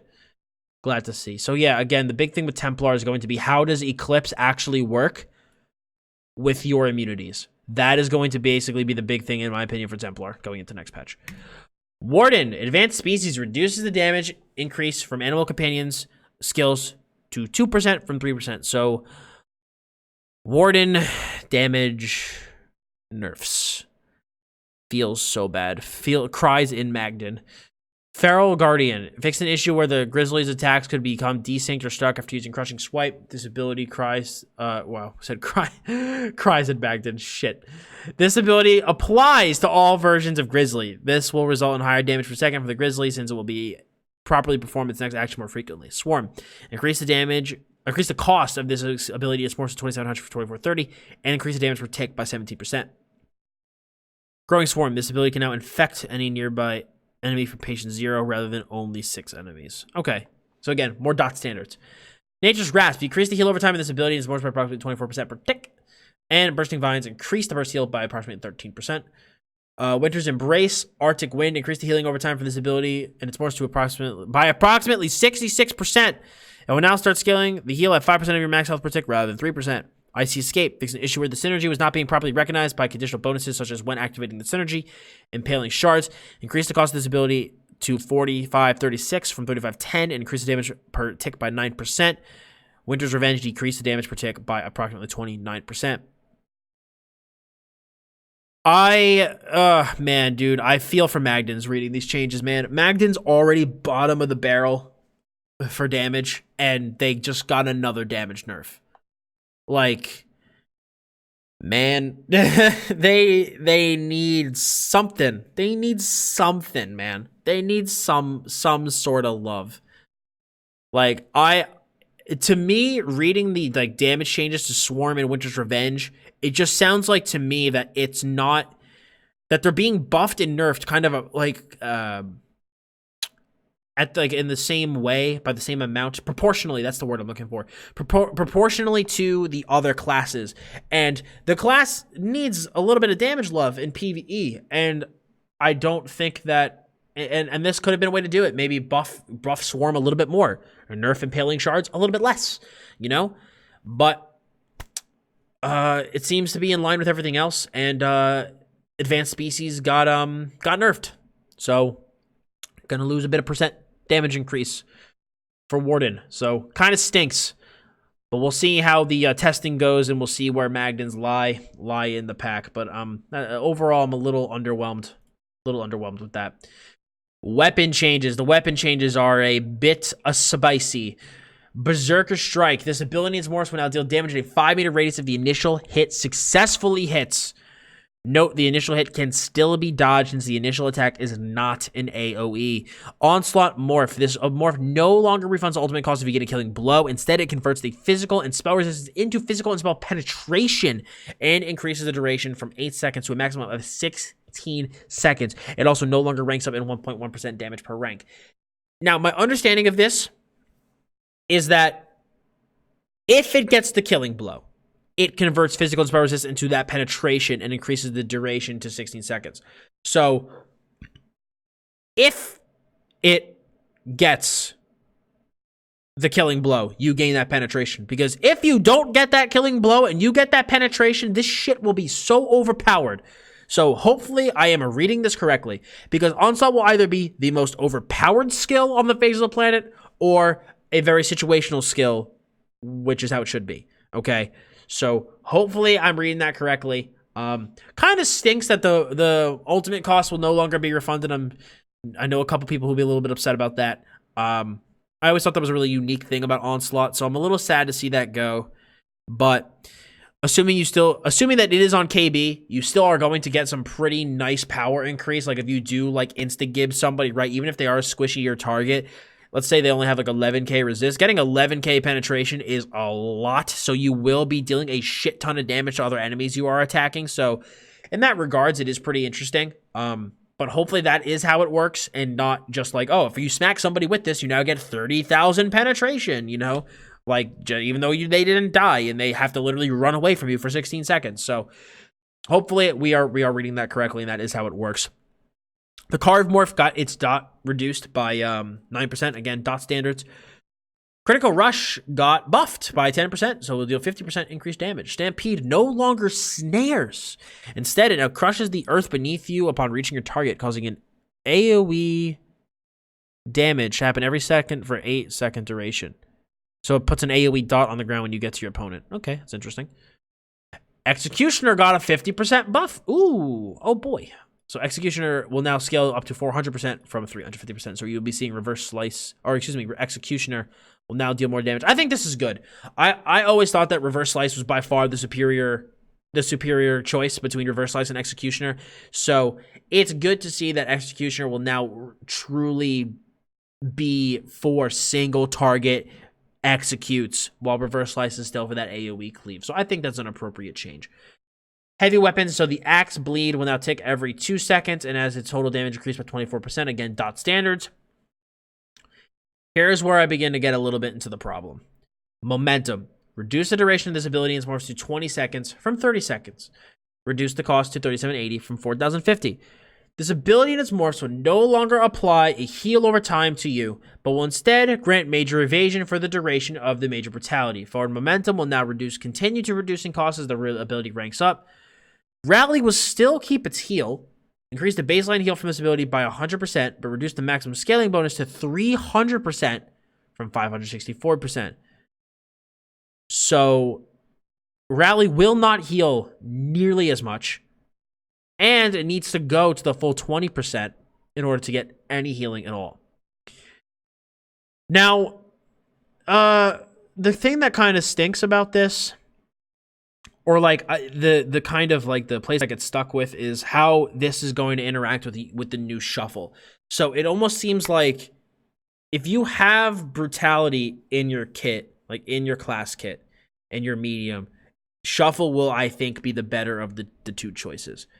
But if you don't have brutality in your class kit, then you will go with either momentum or rally. Rally giving you the heal and momentum giving you the snare removal and reduction. But I mean, again, if you'd have to use shuffle still. So like you would need to run like, okay, so medium armor. Medium armor, right? A lot of times the reason people go medium armor is to use rally and shuffle. Now, rally and shuffle have a redundant buff, and I'm not sure why. That's kind of where I'm stuck, and like why I'm like thinking of situations where you'd want to use rally, or you'd want to use forward momentum, or you want to use shuffle. And I've already come up with a bunch of different ideas for the classes that I personally play. But in the situations, and this doesn't apply to me, but it does apply to a lot of people, where you want to use rally and shuffle on a medium armor build, because the new shuffle looks pretty spicy, you have a major buff overlap, and that's a little bit inefficient. So it's actually going to benefit you if you use rally / forward momentum or shuffle, not and rally and shuffle are very commonly combined. Obviously, if you use forward momentum, you're not going to want to use shuffle. And now, if you use shuffle and you have brutality in your class, you're going to completely forego momentum entirely. But the people that kind of get dicked on are the people that use rally and shuffle combined.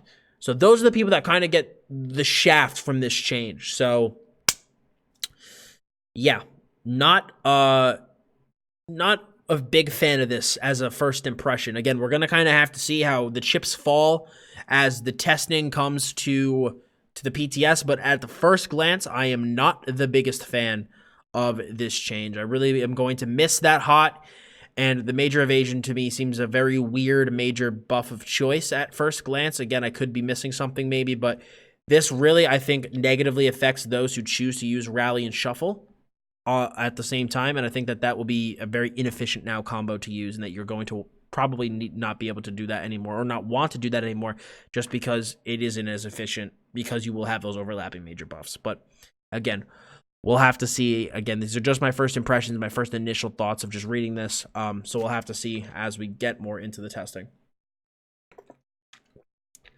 Okay, so uppercut. Reduce the cast time of this ability is more to 0.8 seconds from 1 second to help its reliability when being used in fast combat melee range. Fuck yeah, dude. I use Dizzying Swing a lot now, so I'm always glad to see this.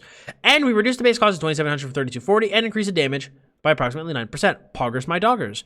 This morph will no longer rank up in damage and stun duration. Instead, it will just rank up in stun duration since that is the morph's focus. Now, is that going to be a net buff or a net nerf for Dizzying Swing in terms of damage? That I wish that they told us here, but we will see. One-handed shield. Oof. One-handed shield. Oof, oof, oof, oof, oof. Let me tell you. Oof. Defensive posture. Rework this ability as morphs into a damage shield rather than a weird buff. These abilities no longer passively reduce the cost of block or increase the amount of damage you can block while they're slotted. It has reduced the duration of the bonus of this ability to 6 seconds from 30 seconds. Increase the cost of 4320 from 2430. The damage shield scales off of 30% of your maximum health, similarly to other damage shields like Bone Shield or Sun Shield. This ability will continue to reflect once, but it will now reflect any projectile rather than only spell projectiles. Reflecting an attack does not consume the shield. Defensive stance. This ability would no longer stun the target if you successfully reflect an attack. Instead, this morph reintroduces the passive, which will now increase to a 10% of block mitigation and cost reduction. Absorb magic. This morph is now called Absorb Missile because it can absorb any range attack instead of just magical ones. I mean, can't this one too? Unless I misread that.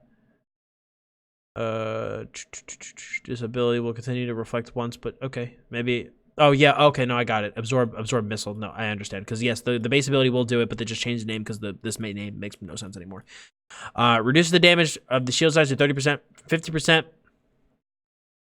but increases the heal granted from an absorb range attack by 29%, and will no longer remove the shield. Okay, I think this is overall a good change. I think it will make defensive posture a way better option. Fortress increases the cost reduction bonus in this passive to 15% from 5 to 10% to match our stamina weapon standards. So again, more standardizing. Low slash, dude, fucking rest in pepperonis. Stam DKs who use heroic slash for spammable. My lord, is our builds changing quite a lot. Reduce the damage from this ability and the heroic slash morph by 31%, and these abilities will no longer scale the targets. We will get a longer heroism amount on heroic slash. Deep slash will now hit all targets in a 6 meter radius instead of only 2 targets in a 5 meter. The morph will now deal the same damage to all targets and to deal our AoE damage standard, and the morph will retain the 30% snare. So you either have heroism or an AoE snare, but a 30% nerf to low slash is pretty big, man. That is very, very, very large. I don't know if the next ability is going to kind of like replace this in builds, or if we're going to start building completely differently. I'm going to have to kind of really sit down and think about this. But at a first glance, that really sucks because now the whole light attack, heroic slash, bash, weave, same thing with puncture, you're going to see a little bit later in the notes, that is now completely gone. That is no longer going to be viable or usable really at all. So everybody that uses SMB on your PvP builds, you're going to have to be redoing these. So gonna be interesting to see how that plays out. We'll have to see with this new Power Bash. So Power Bash, his ability is now considered a spammable attack, and adjustments have been made to properly place it in that category. So it no longer stuns as a base. Damage has been increased by 94%. Cost has been reduced to 2,700. Reverb retains the stun with a maximum of 3 seconds, but no longer applies major to file. The initial hit damage is now halved, but will deal the other half of damage when the stun ends. If the target is CC immune, it will not gain the other half of the damage. Okay, that's so alright, that's weird. Power Slam. I guess this is like the sword and board version of Dizzying Swing, I guess, but except for if your target's CC'd, it's actually a shitty spammable. So, okay. Then we have Power Slam. Rework the passive this ability grants. This passive now grants a passive called Resentment. Resentment activates after blocking any attack. Grants you 5% additional damage on your next Power Slam. This bonus stacks up to 10 times and lasts 5 seconds, but you can only gain 1 stack every 250 milliseconds to match the cooldown of blocks cost cadence. Dude. Don't know how I feel about this. The reverb changes. Oh man. That sucks, dude. I loved reverb. I loved reverb so much, but it is not gonna be as good anymore. Power Slam will not stun. So Power Slam is going to be the sword and board spammable. So you grant 5% additional damage on your next Power Slam. This stacks up to 10 times and lasts 5 seconds. We can only gain 1 stack every 250 milliseconds. So I mean, I guess like if you're fighting someone, right, and you like, I guess, block cancel Power Slam, you could potentially stack it up really, really quickly, you know? But just because like 250 milliseconds is a very short cooldown, so you can stack that up, you know, at a decent amount. But I don't know. This is just the sword and board line is just getting just flipped on its head, and I really don't even know how to feel about it, honestly. It's kind of hard to even react because it's just the whole fucking skill line is being just changed. Like Puncture, reduce the damage dealt in this ability by 37%, but reduce the cost to 1350. Increase the duration of major fracture to 15 seconds from 12 seconds. Ransack no longer grants minor ward and resolve and will instead grant minor protection. Pretty good. Pierce armor, major breach from this morph will now also last for 15 seconds. Shield charge, shielded assault, increase the size of the shield by 25%. Invasion, reduce the maximum bonus of the stun to 50% from 88%. This 50% from 88%. This max stun will now last 6 seconds, down from 7.52. The sword and board skill line, like the entire skill line, got flipped on its head. So I really don't know how to feel about it. Like, there's gonna be, if you use the sword and board in PvP and you use a lot of the skills, shit's gonna be changing around. I'm not really sure how I feel about it.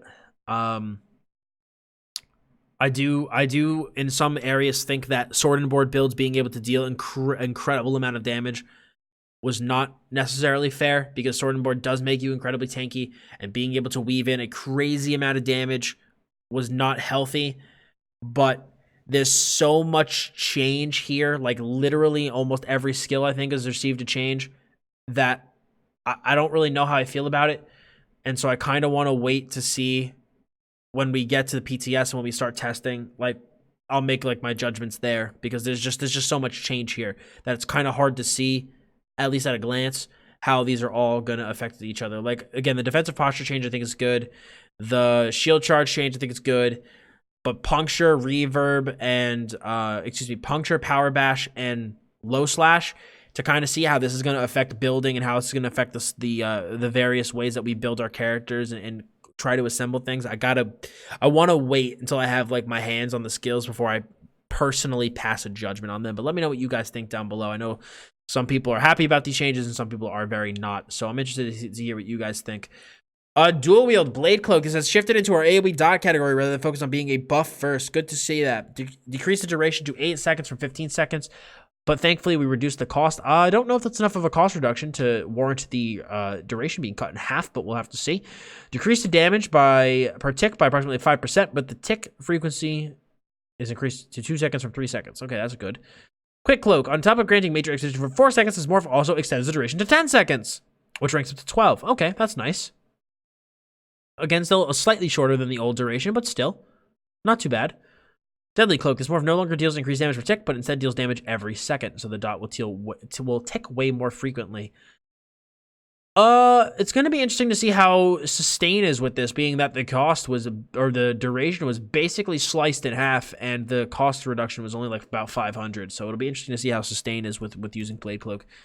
Heavy Attack. Fix an issue where you can remain in stealth or invisibility after landing a dual wield heavy attack. Hidden Blade. This was actually super interesting. Rework this ability from a ranged spamble into a utility skill. I think that's a good idea, because the Hidden Blade to me was always super weird. Increase the cost of 3780 from 2970. Reduce the range to 22 meters from 28. Reduce the damage by 25%. The abilities will now interrupt a target as if they were casting an attack, so will it immediately set us off balance?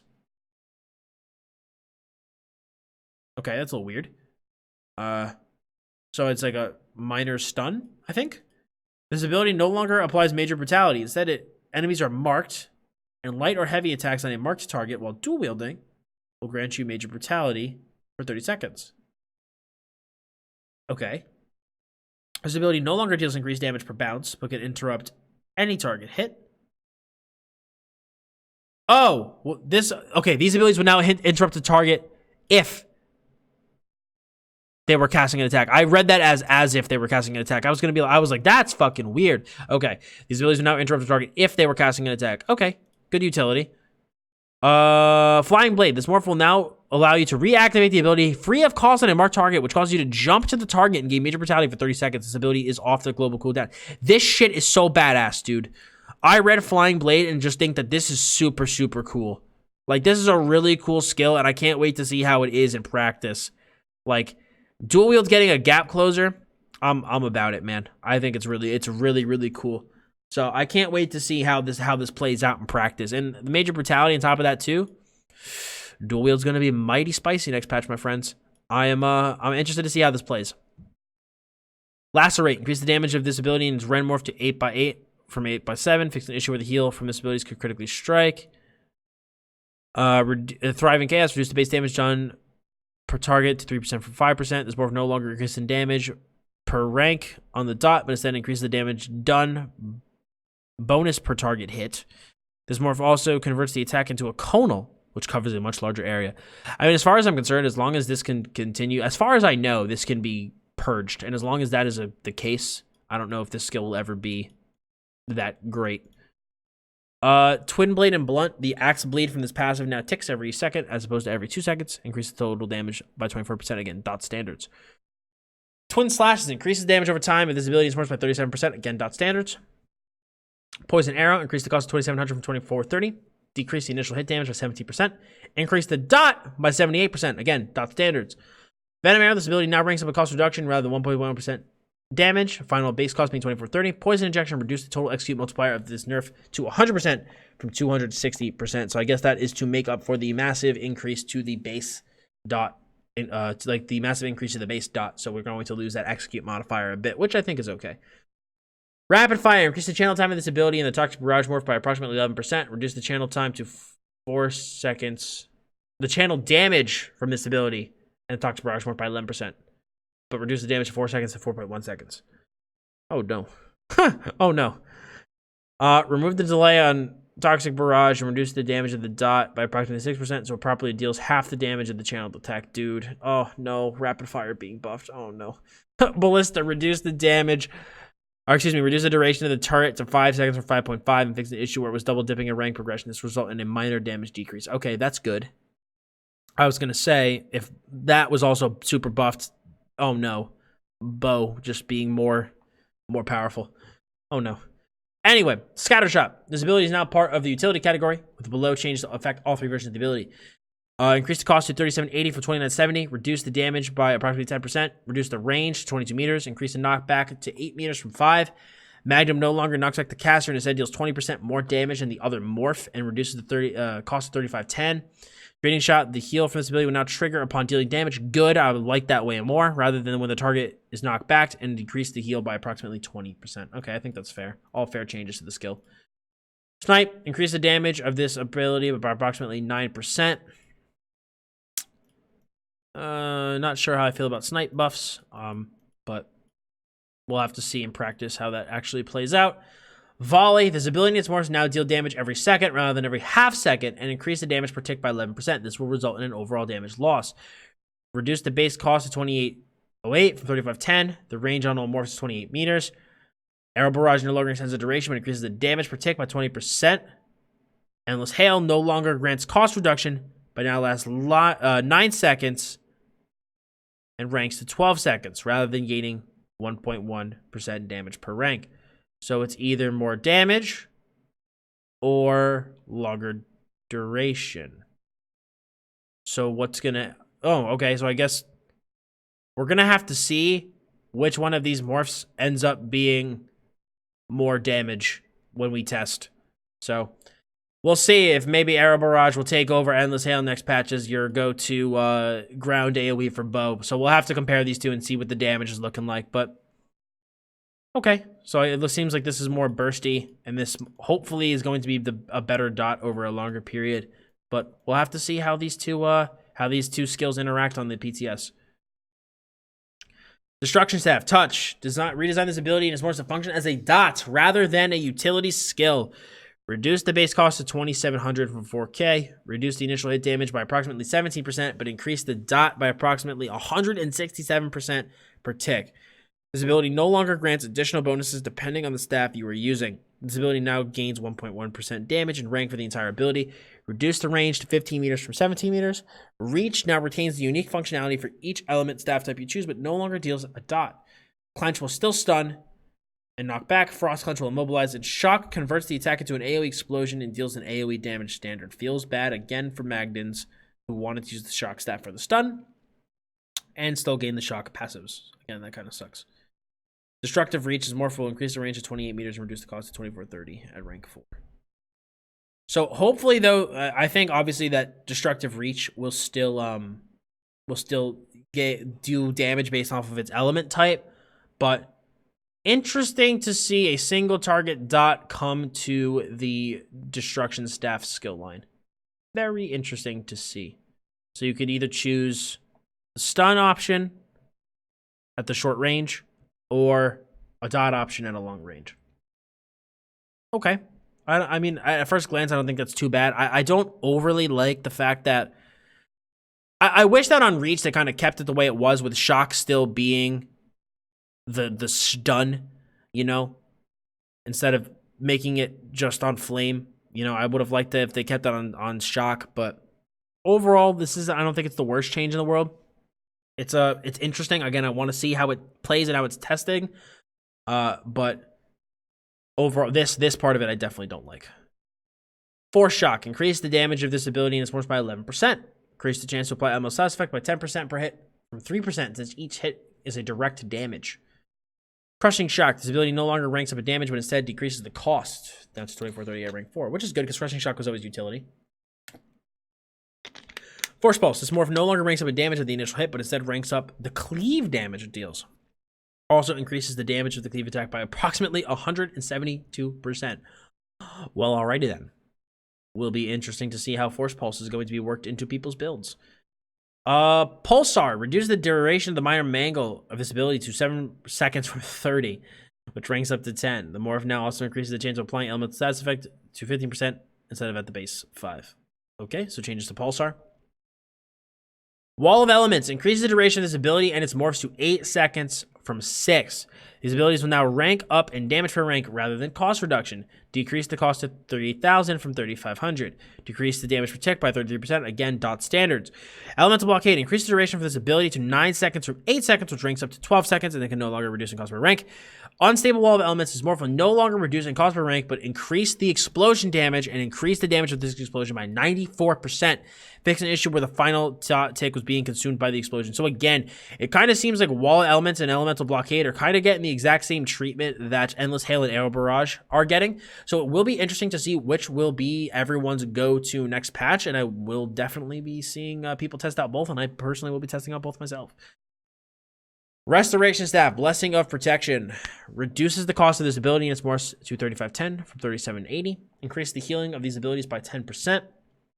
Increases the healing of this ability by 3% since it was missing the rank up progression from the previous morph. This on Blessing. This ability now lasts 16 seconds instead of 15. Combat Prayer no longer ranks up 1.1 healing efficiency, but instead reduces the cost as it ranks up. This ability's Minor Berserk will no longer hit pets since they already gained their owner's Minor Berserk. Okay, so some buffs to Blessing of Protection, which is going to be good based off of what you're going to see later in the notes. Force Siphon. This ability is morphs no longer have a cast time or a cost since they are purely debuff skills such as weakness to elements. Thank God that has changed. The duration of this ability now begins at 18 seconds, which ranks up to 24 seconds, and both morphs will rank up to 30 seconds in total. Okay. Fix an issue where these abilities would aggro your target. Quick Siphon. Since there's no cast time, this ability gains a new morph effect, triggering the minor lifesteal debuff will now grant the activator Minor Expedition for 4 seconds. That's actually very interesting. I think Force Siphon actually might be decent now that it doesn't have a cast time, and the morphs I don't think will be complete Garbo anymore. So, okay, cool. Always glad to see this skill mess with, man. For the longest time, I always looked at it. I'm like, I feel like there was always so much potential here, and I'm glad to see some changes coming. Grand Healing. Converted this ability into a true AoE hot rather than a hybrid spammable hot. Increase the duration of this ability from 3 seconds to 8, but you may only have 1 healing springs active at a time. Kind of makes sense because it's only going to be a hot. You know, so they really won't have an initial heal to spam. But it does suck that you can't like healing springs one part. But so it makes sense from a one person like a standpoint. But if you have like, you know, 2 people that one's on the left and one's on the right, and you spring the guy on the left and you try to spring the guy on the right, you can't do that. So yeah, not sure how I feel about that. Not sure how I feel about that at all. And the healing per tick was reduced by 44%. That's pretty freaking hardy. And we reduced the cost though to 2808 from 3510. Illustrious Healing will continue to increase the duration to 9 seconds, which will rank up to 12. And Healing Springs will now grant 30 magicka every time an ally is hit, rather than restoring 330 magicka for up to 3 allies hit by the initial heal. This will result in higher return if you hit all 6 targets for the full duration, but will require more coordination to obtain. So the magicka portion, I'm not too upset about, but That's a pretty massive change to Grand Healing. Massive change. Again, my initial impressions of this are not the greatest. You should be able to, in my opinion at least, kind of refresh the HOT at will. You know, having one active at a time is a little strange to me, but that's what they chose to go with. So we'll have to see through PTS testing whether or not that is good or bad. I don't like it at an initial look, but again, we'll have to see. Regeneration, increase the healing per tick by approximately 98%. Holy shit. But reduce the duration to 10 seconds, and it now only affects one ally per cast. And we actually increased this cost to 2,700. Oh, that stinks. Rapid regen doubles the frequency but halves the duration. Mutagen increases the burst heal value of this ability by 93%. That stinks, dude. So regen can only affect one person, and Grand Healing can only be active one at a time. Oh my. That's okay. Steadfast Ward increases the base shield of this ability by 14%, but reduces the bonus of the scaling to 100% from 300%. Wow. To better align with other abilities and reducing the polarizing effect it has. Healing Ward. This morph will no longer heal you after it ends because the shield hardly remains to do that. This morph will now heal you once every second for 25% of the remaining shield size to ensure you gain effectiveness out of it. Oh, man. I don't know how I feel about these resto staff changes, team.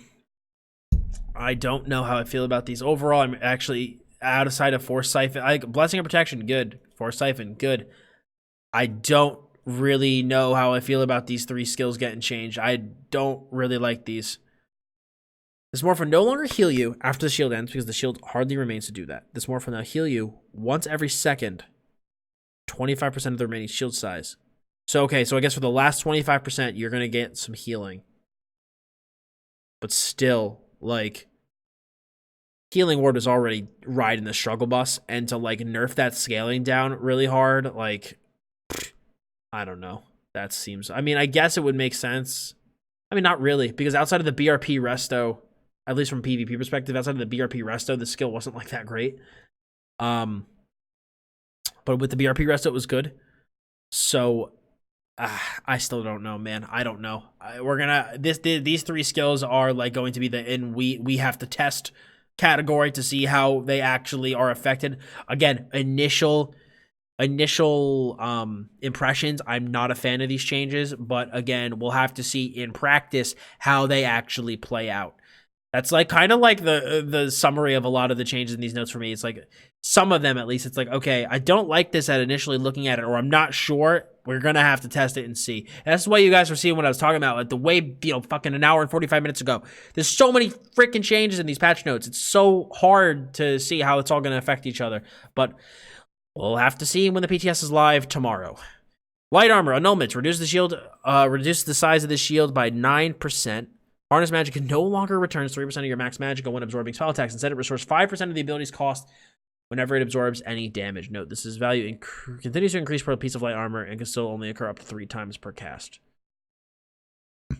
We're going to have to see. I think that will probably be like a net. I have to imagine Magicka-wise that's a nerf in terms of the Magicka restoration. It reads like one. And I'm also not surprised to see annulment nerfed a bit. The shields this patch were still really, really hard to deal with. But again, with the whole Magicka restoration, I'm not sure. Again, to me at least, it sounds like it's going to be actually, yes, it's going to be a pretty big nerf, because instead of 9% of your max Magicka pool, which is like, anywhere from 35 to 45,000 normally, you're going to have 5% of an ability that costs what, I think like around 4K off the top of my head. Actually, let me check, so I'm not just like speaking out of my butt here. ESO Harness Magicka.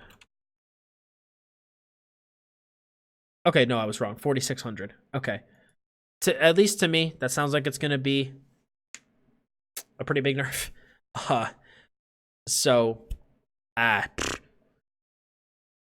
don't know. I don't know, team. To me, I would have just, if you wanted to nerf this skill, I would have just maybe turned this down at 2% or 1%, because I think even that would still be better than this. But again, we'll see with testing. But again, at first glance, not a huge fan. I think maybe the harness morph I definitely do think needed some of its sustain nerf because like I've used harness before and you can sustain so easily with this. But at least on the bright side, it's when it absorbs any damage and not spell damage. But I rather would have seen this like percent based off your max magicka and absorb any damage. I mean, to me, this the 5% of the abilities cost, that seems a little extreme. But we'll have to see. We'll have to see. Medium armor evasion, reduce the cost of this ability to 3,200 from 3,672. Also added a new function. If you're hit with an area of effect attack while the ability is active, you gain major expedition for 2 seconds. That is super interesting, and I really, really like that change. Elude. Each piece of medium armor now increases the duration of the major evasion by 2 seconds, up from 1. Elude also increases the duration of the major expedition, but only up to 1 second per piece of medium armor. They finally did what Shuffle would have been begging them to do for a long time. Increases the snare and immobilization immunity granted per piece of medium armor worn to 1 second from 0.5 seconds. Thank God. So now, with 5 pieces of medium armor worn, you will gain 5 seconds of immobilization and snare immunity, which is the most of any of the skills, and that's how it should be. That is how it should be. Again, this to me is still super weird interaction with Rally. You're going to have the overlapping debuff, or excuse me, the overlapping buff of major evasion whenever you are using both Shuffle and Rally at the same time. So I doubt, at least for me, right? I doubt you're going to want to combine those two anymore moving forward because you're really redundant with that buff. But I like the Shuffle buffs. Shuffle's needed to be buffed for a while, and I'm very, very happy to see Shuffle and Evasion get changed. So good on them for changing that. Heavy armor. Immovable. Reworked this ability in its morphs and shifted its names around to be slightly more appropriate. The base ability is now called Unstoppable. Reduce the base cost of 37.80 from 48.590, which gives 15% cost reduction, taking it to 32.13. Increase the duration of the CC immunity granted to 6 seconds. While CC immunity persists, you now have 65% reduced movement speed. You cannot be stopped, but the power comes at great cost. Movable Brute. Rename this morph to Unstoppable Brute. It no longer passively reduces the cost of CC break while slotted. You instead reduce the cost of CC breaking while Major and Resolve and Ward are active. Increase the cost of this reduction per piece of heavy armor worn. This morph also gains cost reduction as it ranks up. Renamed this morph to Immovable. This morph no longer increases the duration of the ability. Instead, while the snare persists, it increases the amount of damage you block by 5% per heavy piece of heavy armor worn, but also increases the snare potency by 5%. If you are in all 7 pieces of heavy armor, you will be truly immovable. Unless elite difficult enemies hit you with a special move, they don't care if you think you're immovable. Man, I still don't know a situation where I'd ever want to fucking root myself. All right. I don't even know. This is a little strange to me. I mean, at least from like thinking PvP, right? Movement is so important. Why you'd want to freaking hinder yourself with a 65% snare outside of your normal snares is beyond me. It's not like, you know, when you're in heavy armor, you're like always like suddenly this huge god, you know? I don't know, man. I still don't think I'd ever use this, but we'll have to see. Soul Magic, Soul Strike increases the damage per tick of this ability. It's more by 22%, but the increased time it takes increase the time it takes to deal damage. I'm reading a little too fast. Seals total damage to 5 seconds from 2.9 to help reduce the bursting nature of the ultimate. This also means that the CC immunity granted from activating this ability lasts to 5 seconds, which is good. Soul Assault was always super strong as like a bursty, and melted. So glad to kind of see that. Even with it being, if it's being buffed, but I'm glad to see it gaining 2 seconds of duration, 2.1 seconds, so it'll help with it feeling less bursty. Because if they didn't increase the damage it dealt, that'd actually be a pretty thick nerf. Increase the reveal on this ability, and it's morphs to 3 seconds from 2 seconds. Increase the base cost to 175, up from 100. Shatter Soul. This morph's explosion no longer requires the target to die in order to occur. Instead, when the channel is completed or ends early, it will detonate and reduce the damage of the explosion taken by 37%. Fix an issue where the explosion was not applying the reveal effect to its target's hit as the tooltip implied. So, just making this morph a little bit better. Soul Trap is actually going to be an actual dot. Holy crap. This ability has now been restructured to fit our single target dot standard. Since this ability is the first ability you have access to, it will now dynamically scale with your offensive stats with some extra detection abilities. If your weapon damage is higher, it will deal physical damage, but if your spell damage is higher, it will deal magic damage. Is it still going to cost magicka though? That's the question. Increase the damage per tick by 161%. Remove 2-second delay from these abilities. Visual errors. This morph will now restore 20% of your health, magicka, and stamina, up from 10% when the affected target dies. If the tooltip will state the actual return to be visualized the weight of its true power. I mean, I don't know if you as stamina will ever use this if it costs mag. You know what I'm saying? They should. I think if they want to kind of do that with like it with the dynamic scaling and it being like damage, I don't know. To me, you still might want to make a stam version of this, or I don't know. That might be like, I don't know if that'd be too powerful then, if it was a stam, like if it cost a stam. I'm really not sure. I am glad to see Soul Trap getting some love though, instead of it just being this like useless skill that you immediately take off your bars when you start playing. But, yeah.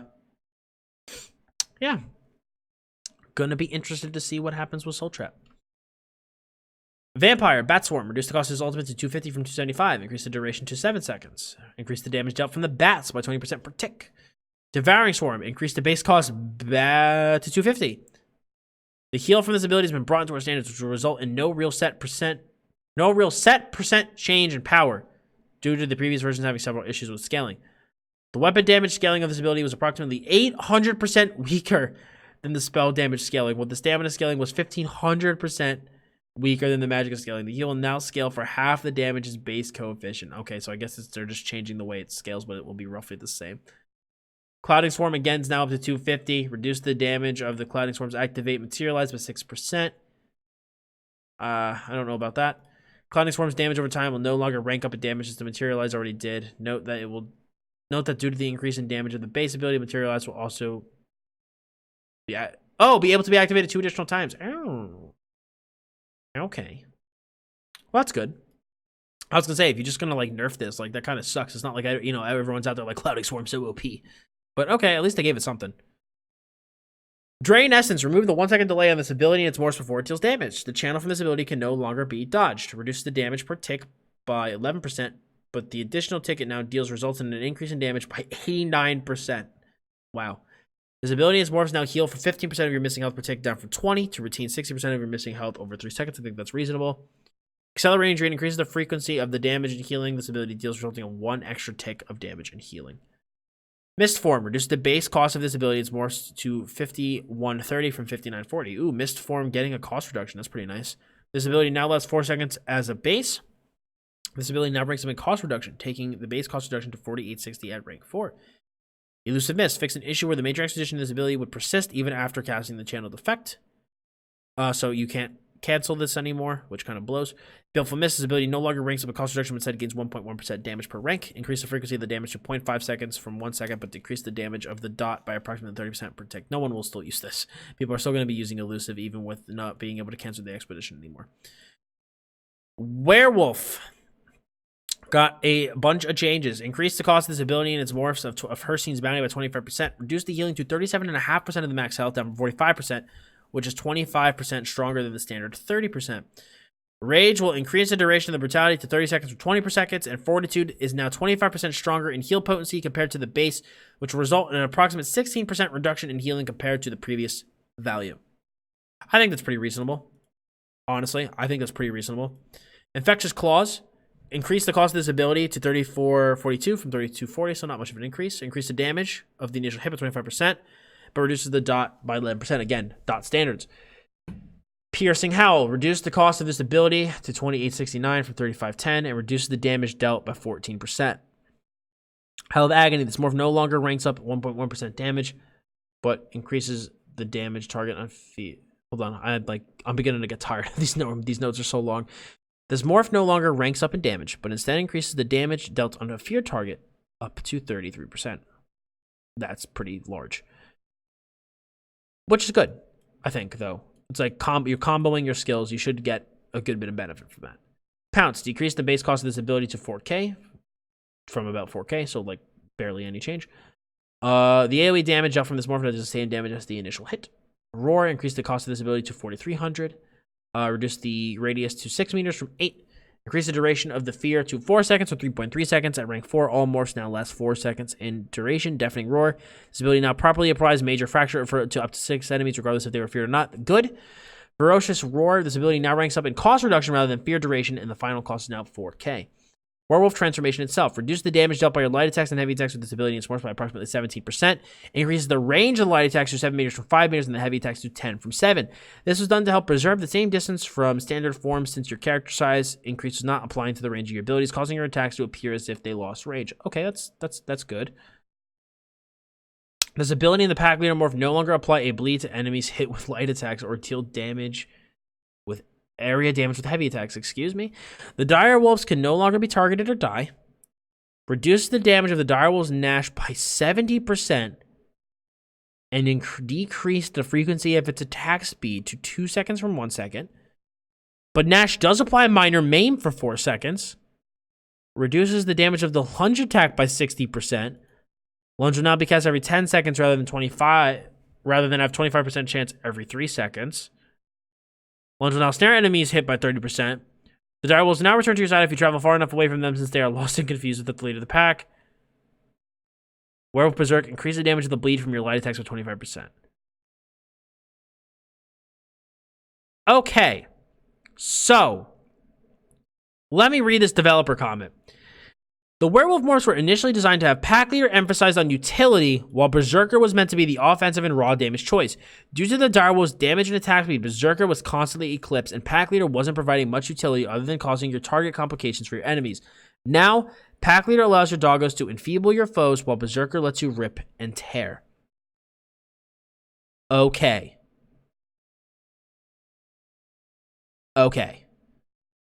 Now I understand. So you now get minor maim and a snare with some severe damage reductions and no bleed, or a stronger bleed.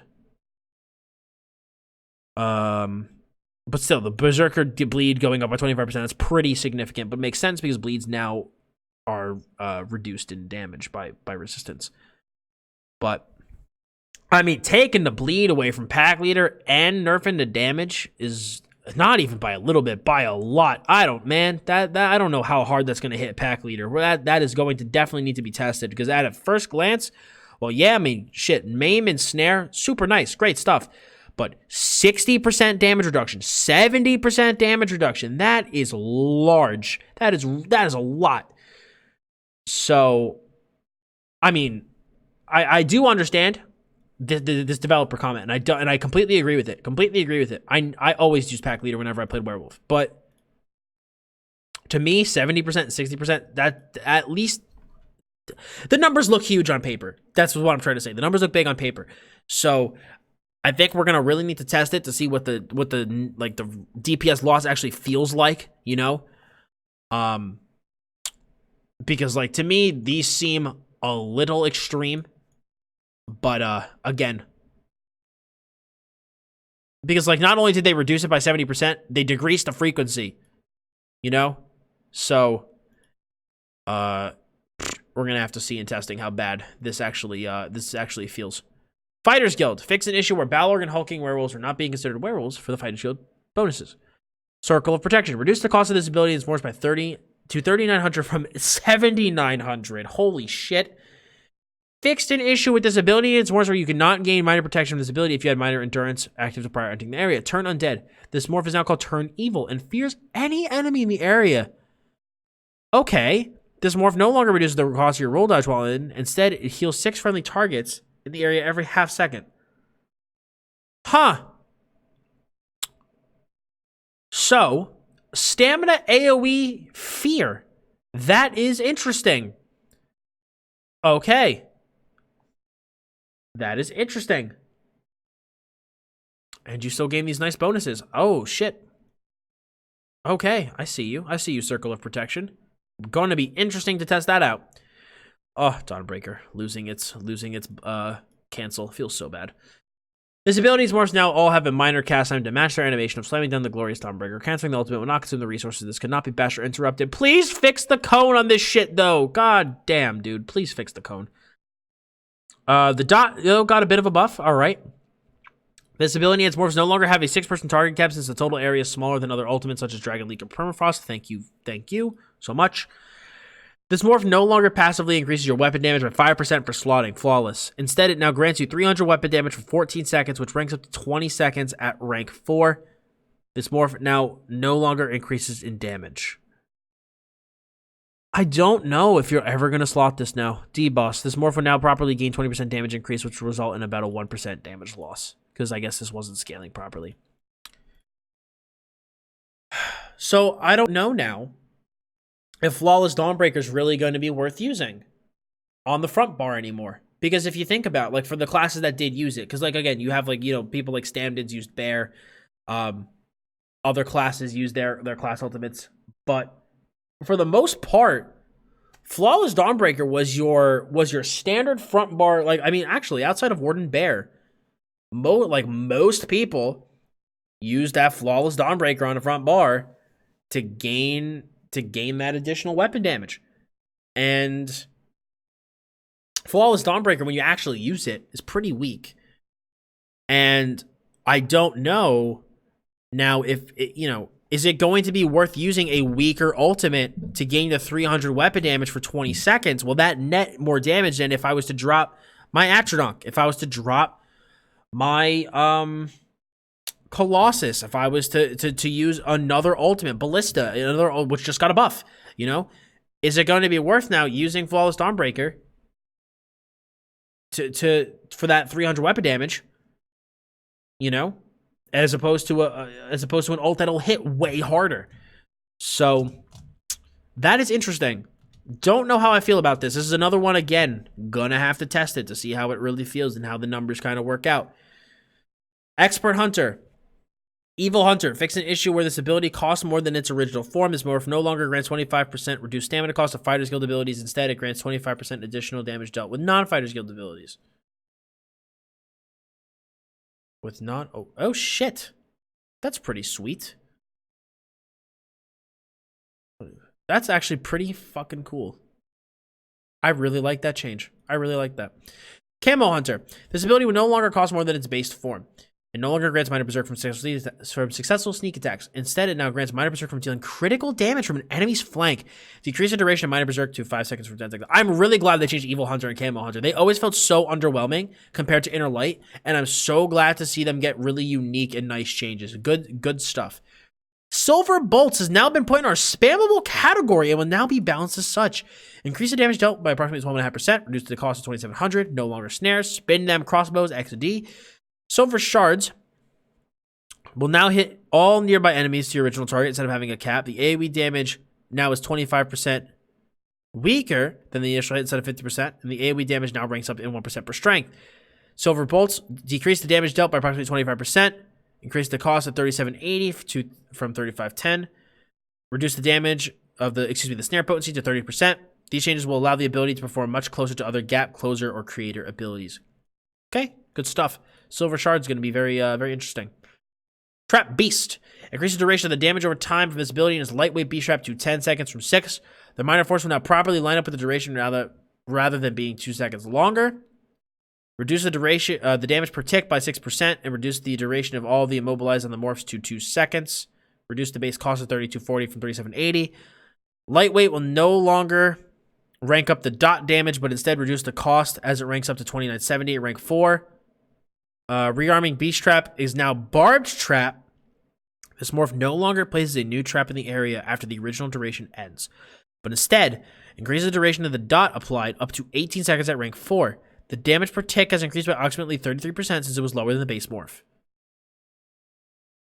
So, will the minor force from Beast Trap still only be... hold up.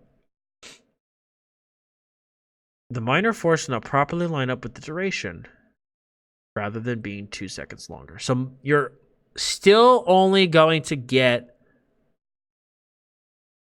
10 seconds of force. So you'll get Barbed Trap will now give you 10 seconds of force, but a stronger dot for 18 seconds. Or Lightweight will just reduce the cost but keep the original. I think lightweight actually might be the go-to. Or no, I could, no. I think you'll probably actually, you'll probably just refresh this, actually. You'll probably just refresh this because increase the duration of the dot applied. The damage per tick has increased by approximately 30. Oh, since it was lower than the base morph, so they didn't buff it, it's still the same. So it's basically an 18-second dot versus a 10-second dot with a lower cost. I think people are actually might switch to lightweight just because you're going to want to keep the 100% major uptime of minor force. I don't give a shit about a longer dot, you know?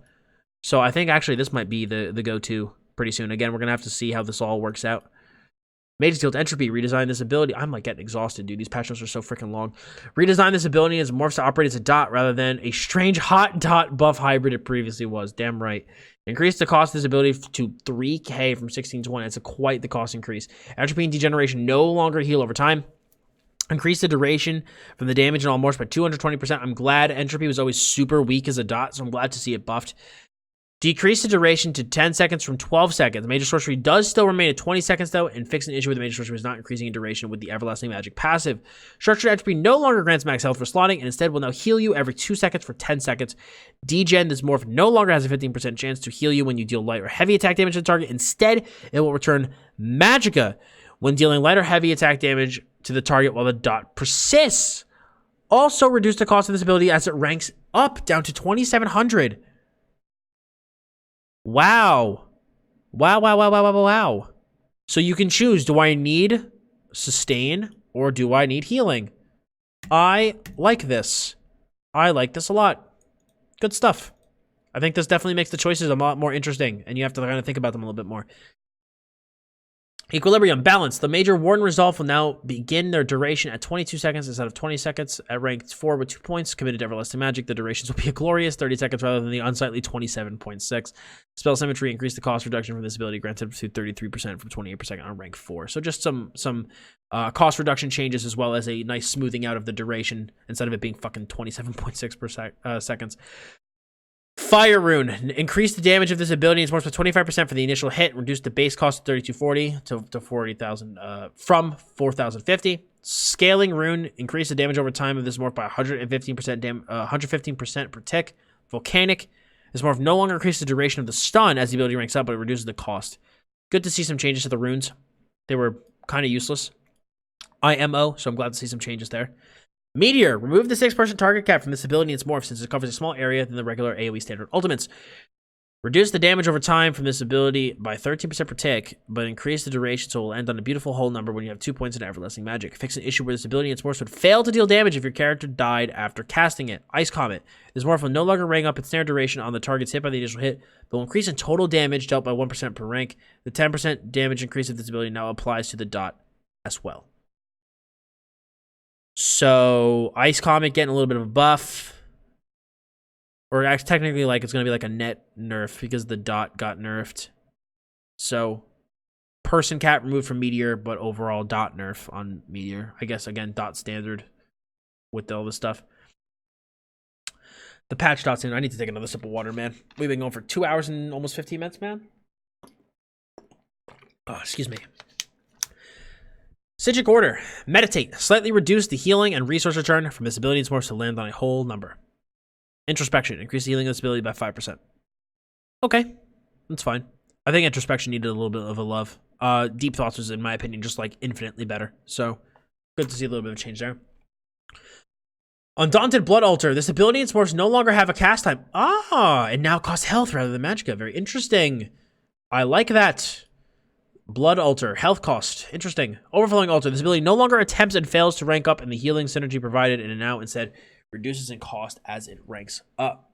Okay. Blood Feast and Blood Funnel. These synergies will now properly use their activator's highest critical strike chance. Good.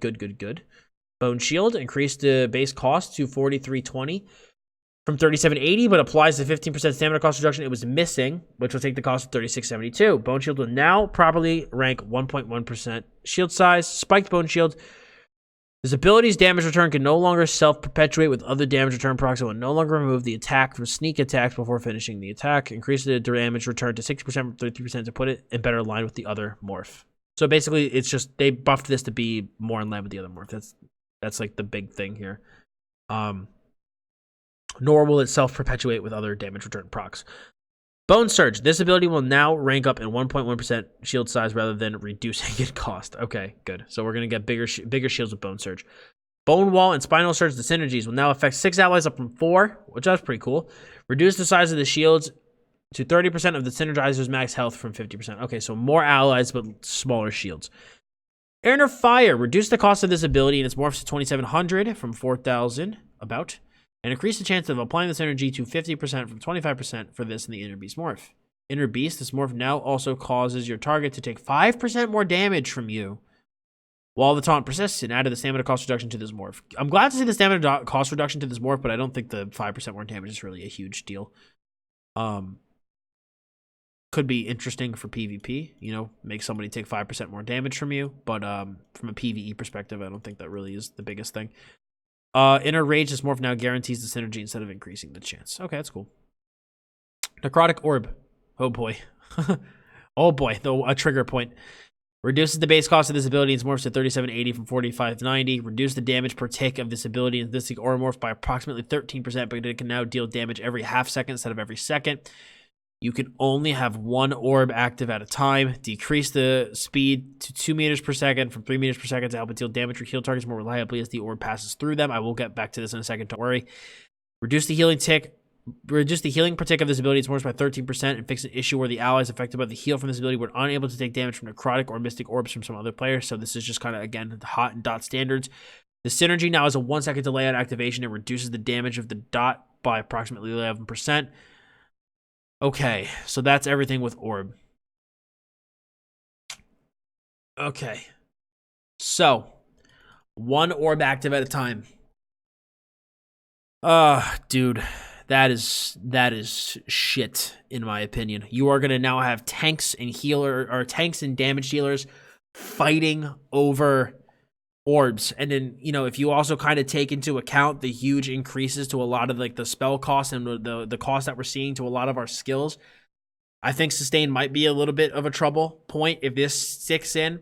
I mean, I could understand them wanting to put a cap on orbs. I can kind of see their perspective a little bit there, but 1 is a little excessive, very excessive actually. I think maybe 3 or 2, but 1, like even 3 or 2 is pretty low, but 1, that's very excessive. On top of all the nerfs, only 1. But I mean, I think they're kind of trying to go with the same standard that they applied to healing springs, but I really don't like it. I don't, not a fan of that at first look. Really not a fan. I don't understand why this is only 1 orb. Really would have loved a developer comment here, because this is a huge change. Don't really like this, and I really hope that this either goes away or they bump this number up, because 1 is just, it's way too low. Spawn Broodlings reduces the initial hit of this ability in other versions of the morph by 21%. The synergies now summon 1 spider for 10 seconds rather than 2 spiders for 15, which significantly reduces their damage dealt. Increase the damage of the poison applied by this spider by approximately 66% to offset some of the damage loss on the base ability. Note the synergy will still see a large efficiency loss. I really hope this didn't kill the effectiveness of bow builds.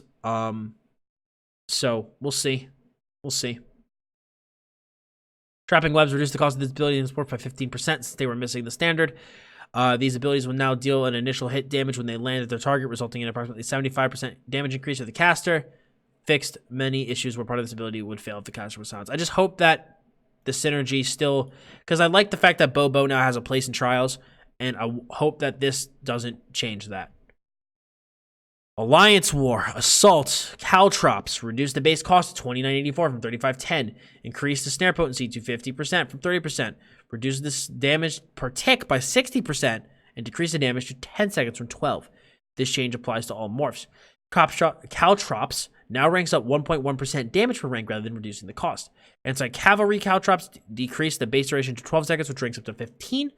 No longer will increase in damage. And now Razor Caltrops will actually no longer deal initial hit damage, but instead apply major fracture to enemies hit by the dot, up to 4 seconds at rank 4. Very interesting. AoE major fracture. Very, very interesting. Cannot wait to see how that works. Now, it's cool. I basically, like, every stam will now have access to Major Fracture for PvE, which I think is pretty badass. Magic Detonation. Reduces the cast time of this ability, inevitable detonation morph to 1 second from 1.5. Always glad to see cast times go down. Increase that damage of all morphs by approximately 7% to ensure they deal our AoE standard. Reduce the base cost of 3510 from 4050. And remove the maximum target limit scaling from these abilities so they may actually combat large groups of enemies for their intended design. Fucking finally, man. Glad to see Proxy Det will hopefully, and bombing will make a huge comeback with this change. Really, really, really hoping to see that. Rapid Maneuver. Reduce the cost of this ability to 6885 from 8100 for the 50% stamina cost reduction standard. This ability and force will no longer remove themselves if you take an action, such as healing or damage. Okay, so basically, if you use that, it'll stay on you. Reduce the duration of the Major Expedition to 8 seconds, granted to 8 seconds from 30 seconds at rank 4. Note this will continue to grant Major Gallop for 30 seconds. Good change. Good fucking change. Retreating Maneuver. By the way, this is good because it now puts group movement more in line with solo movement. And plus, with this new change that the ability and force will no longer remove themselves, if this was still at 30 seconds, the shit would be overpowered. Retreating Maneuver, this ability no longer ranks up in duration. Okay. And Charging Maneuver, this morph no longer grants Minor Expedition after the Major Gallop ends or is reapplied. Instead, it grants Minor Expedition bonus alongside the Major Expedition bonus. Okay. This ability no longer ranks up in duration, but is instead reduced in cost, fixing an issue where the Minor Expedition was ignoring rage requirements, and apply them to allies and lands far, far away. Okay, so I think very reasonable changes to Rapids. Vigor. Adhering the standards or single target hot standards. Vigor and Resolving Vigor will now only heal the caster. Increase the duration to 10 seconds from 5, but decrease the tick frequency to 2 seconds from 1 second, but increase the healing per tick by 85%. Going to be a really solid single target heal that's much cheaper now. Reduce the cost to $22.95 from $35.11. Resolving Vigor will double the frequency but have the duration. Going to be a super strong heal, which I'm super looking forward to. Resolving Vigor is going to be super good, but because it's now going to be super good as a solo heal, that's why they removed the AoE. So now if you want to get that AoE, you now need to use Echoing Vigor to reintroduce the AoE healing capability, healing up to 6 allies in a 15-meter radius. That's some huge buffs to Vigor, though, it sounds like. Because healing per tick is increased to 85%, then doubling the frequency and having the duration puts it back at that original heal. So this is going, oh man, that's fairly large, especially now with the new single target hot standards. That like juicy changes to Vigor. Warhorn, Sturdy Horn. This ability no longer extends the duration of the bonuses or provides a minor ward resolve. Instead, it will now grant 15% worth of critical resistance to targets affected to operate as a counter to aggressive Warhorn. Hey, I like that, man. PvP counter horn. You use aggressive horn, I use sturdy horn. Get wrecked. I like that. Emperor. You can no longer generate ultimate while in a transformation such as Bone Goliath or Werewolf while you are Emperor. Okay. Barrier. This ability and force are now effective to 12 grouped allies instead of 6. Okay. Reviving Barrier. That's actually good. We'll actually line up with a trial. Reduce the heal per tick by 11%. Reduce the duration to 15 seconds from 30, but increase the frequency of the ticks to 1 second from 1.5 seconds. Added a 1 second delay to the first heal tick. Replenishing. The magicka restored from this ability's conditional requirement now restores a flat amount of magicka rather than a percent of your maximum magicka. Restore is now at 1000 at rank 4. Reduce the amount of ultimate restored per shield dissolve to 4 from 6. Note this ability can now affect more targets. The total restore of both the magic and ultimate can potentially be higher. So some good changes to Barrier, I think, overall. Guard. Reduce the base cost of this. To activate this ability, it's morphs to 3672 from 4320 since they were missing 15% stamina cost reduction standard. Okay? So Guard just getting, again, standardized. Purge. This ability and its morphs no longer reduce the duration of incoming negative effects. Increase the amount of negative effects instantly removed per cast to 3 from 2. Glad to see that. This ability now ranks up in cost reduction. Okay. Leading to a base cost of 7830 at rank 4. Efficient Purge will now bring it down to 5400 rather than 5130, so it's a little bit of a cost increase. Which I guess makes a little sense because they're upping the negative effects removed. Cleanse. This morph no longer heals for 15% of the target's max health if a negative effect was removed, but instead heals them for 7 to 10% of their maximum health per negative effect removed. Up to, I guess, 30%-ish maximum health. Okay. That's going to be expensive as shit, though, dude. 7, 8, 30, that's a lot of match. Revealing Flare. Adjusted this ability to behave more closely to other reveals such as Mage Light or Expert Hunter. The Flare now lingers in the area where it casts for 5 seconds rather than being instantaneous. Increase the base cost to 5,400 from 1,889, which ranks down to 5,130. That's appropriate, I think. Lingering Flare. This ability now lasts 7 seconds, down from 8, ranks up to 8 second duration. Down from 8 and ranks up to a 10-second duration. Scorching Flare. Rename this to Blinding Flare. This ability no longer damages enemies revealed, but now stuns revealed enemies for 2 seconds, which ranks up to 4. Ooh, some nice changes to Flare. I think it's good, though, that it's cost more so that this shit just can't be spammed all the time. Siege Shield. This ability now affects 12 allies instead of 6. Again, I think that's good. Party, good party requirements. Reduce the base cost to 8,100 from 9,450. Propelling Shield. Reduce cost from 7,830 from 8,496. Siege Weapon Shield Morph. The protection for siege weapons will now apply to all friendly siege weaponry, including your own, rather than only your ally shield. Good, obviously, good change. Fix an issue where the damage mitigation from siege attacks on players was applying to anyone in the area instead of only you and your allied players. Oh my god, dude. We still have more. Oh my god, we're at almost 2.5 hours. Okay, we're almost there, guys. Consumables, Bloody Mara. You can see why I did this as a video, not on stream. Reduce the maximum health granted by approximately 14%. The maximum magic granted by approximately 13% from this consumable. This was done to retain the fact that drinks are meant to be slightly weaker than their food counterparts due to special item sets and bonuses that key off of them. Makes sense. So I think there's another food that I forget. I forget the name is escaping me off the top of my head that I think will probably become the best food then, with Bloody Mara being nerfed. It's a purple food. I forget what the name is off the top of my head. And I really don't want to look it up. So I think that Bloody Mara will probably get its 1 patch reign as the best drink reduced. Glyph of Bashing. These enchantments now grant weapon and spell damage to your bash instead of only weapon damage. Also increase the potency of these enchants by approximately 21%. Oh, holy. Okay, now we have some item set changes. I'm going to read through these pretty quickly, with the exception of one that I'm going to spend a lot more time on. Affliction. Fix an issue where the Befoul passive did not affect the defile of the set. Briarheart. This set will now place an appropriate buff icon on your effects bar and character sheet. Good. Defensive position and perfected defensive position. Reduce the amount of magic restored if you fail to reflect or absorb a projectile with defensive posture or its morph by 20%. Ebon Armory. Received a nerf. Reduced the max bonus health of the set to 1,000 from 1,118. Eternal Hunt. Fix an issue where weapon swapping would remove the rune. Please fix the issue where if I step in an Eternal Hunt, I have a green thing underneath me forever. That'd be great. False God. Fix the issue where the magic return for the set would fail if you were also wearing the perfected version. Keemjaw's Retribution. The major berserk granted from the set now lasts 5 seconds, up from 3, but now only works on enemies who you are actively in combat with. Ice Furnace. This item set now grants spell damage rather than weapon damage for the 4-piece bonus.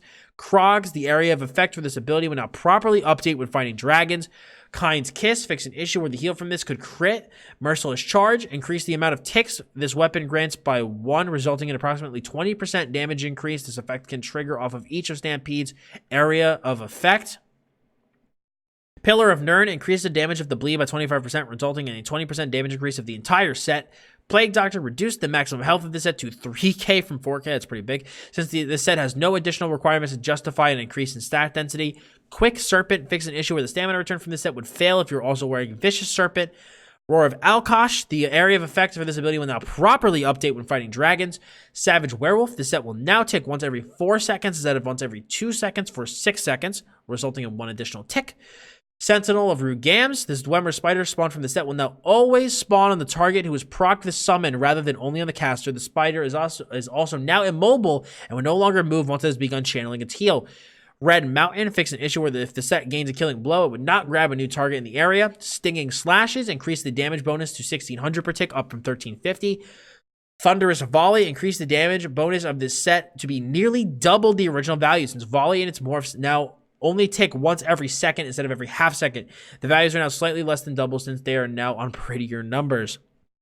Torig's Pact will no longer affect Oblivion enchants because of their change to be percent health, but it will decrease their cooldown. Twin Sisters. Increase the damage over time of this from this set by 67%, but the dot now happens over 10 seconds instead of 8. Veladreth. This item set can now no longer the item set proc can no longer hit the same enemy. Hit the same monster multiple times. So this item set proc can no longer hit the same enemies multiple times. Does that mean that the enemy can only be hit by one orb out of the 3? Or was there like some sort of weird bug with it? Oh, that is going to be something to look into and to see what they mean by this. This item set proc can no longer hit the same monster multiple times. Oh man, because if that means that you can only be hit by one orb and not all 3, we might see some of the sets here become a little bit more potent. Okay. Word's Tree Blessing. Fix an issue where this set would proc and go on cooldown after attempting to purge an unpurgeable negative effect.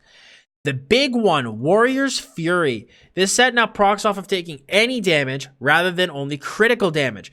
Reduce the duration of this buff to 5 seconds from 6 seconds. The stacking bonus can now only occur once every half second, and reduce the total number of stacks to 20 from 25, resulting in about a 150 damage weapon damage reduction. Upon reaching 20 stacks, the bonus can no longer refresh, but will double in duration. I'm actually a decent fan of this. You know, when you take damage, it'll proc every half second, stack up to 20 times, and it's any damage now, not only crit. So this will also still be a good set in no CP. And I think with Warrior's Fury in particular, more so than like Veladreth and not Veladreth, more so than like fucking Veiled Heritance and Ravager, they did a really good job with Fury of keeping the original feel of the set while bringing it, I think, to a very good place. And I still plan on using it on my characters, at least at a first glance. Obviously, I will be testing it, but at a first glance, I'm overall actually a fan of the change to Fury, and I think, I will still be using it in the future. So overall, I like the way they handled Fury, unlike, again, a set like Veiled Heritance. Alliance War.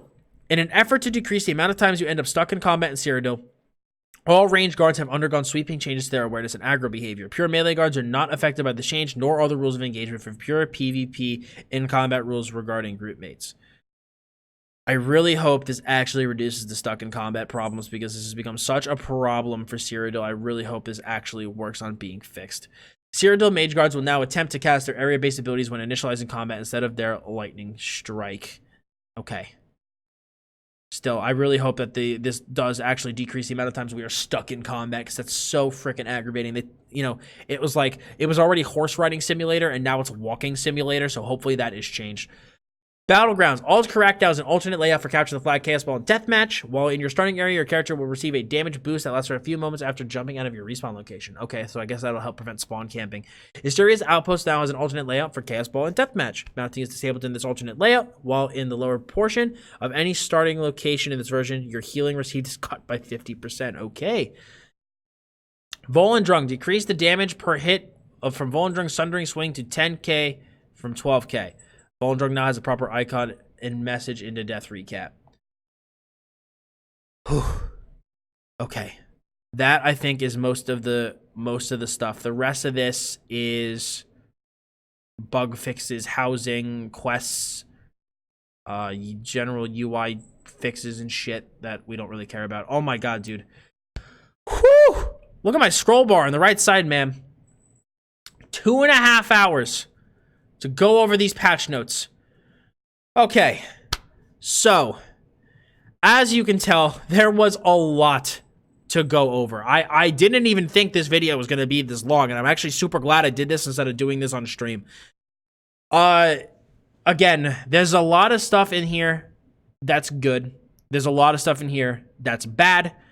Like I said, initially, when you were watching this video, I was really confused what they were doing with the dots, but apparently it's a new standard that they want to kind of reach and have with their abilities, which I can respect and understand, and I can see why they nerfed AoE dots and were buffing single targets. It's a new standard that they want to reach, and it'll help them with balancing moving forward. So, okay, that's fine. I can understand that, but it's just, there's just so much in this patch. I am nervous that some shit and stuff will be broken and maybe not work properly, or will be super over or under tuned and might slip through the cracks of this patch, and we won't notice it until after the PTS, and we will have to then deal with it for 3 or 4 months before we get another patch.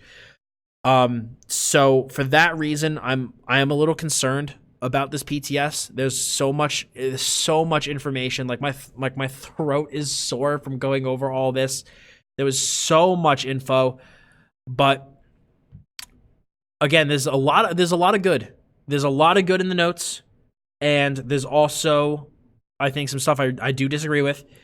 But I feel like the general consensus from these notes, at least for me, is that because there are so many changes and because there is so much happening, it's really hard to kind of make a judgment and to really accurately, I say, describe how I feel about something, because it's just like we need to test it. So much happened and so much changed that it's so difficult, in my opinion, to just kind of look at something and be like, this is good or this is bad. Obviously not with all things. There are some changes that I could objectively look at and be like, that's bad, and some that I can look at and be like, that's good. But with a lot of them, we really do need to test it. So again, let me know what you guys think about these changes. Let me know what you guys think about my thoughts. Please leave comments below. If you are disrespectful and if you are a prick, your comment will be removed and you will be banned. You can, disagree and or agree with my opinions while still having a respectful conversation and disagreeing and, having an actual conversation, a constructive talk with your other ESO players. So do keep that in mind if you do choose to leave a comment below. I know that patch notes and stuff like this can get everybody fired up and get everybody really heated and can bring out a lot of strong emotions, but be reasonable, keep them in line.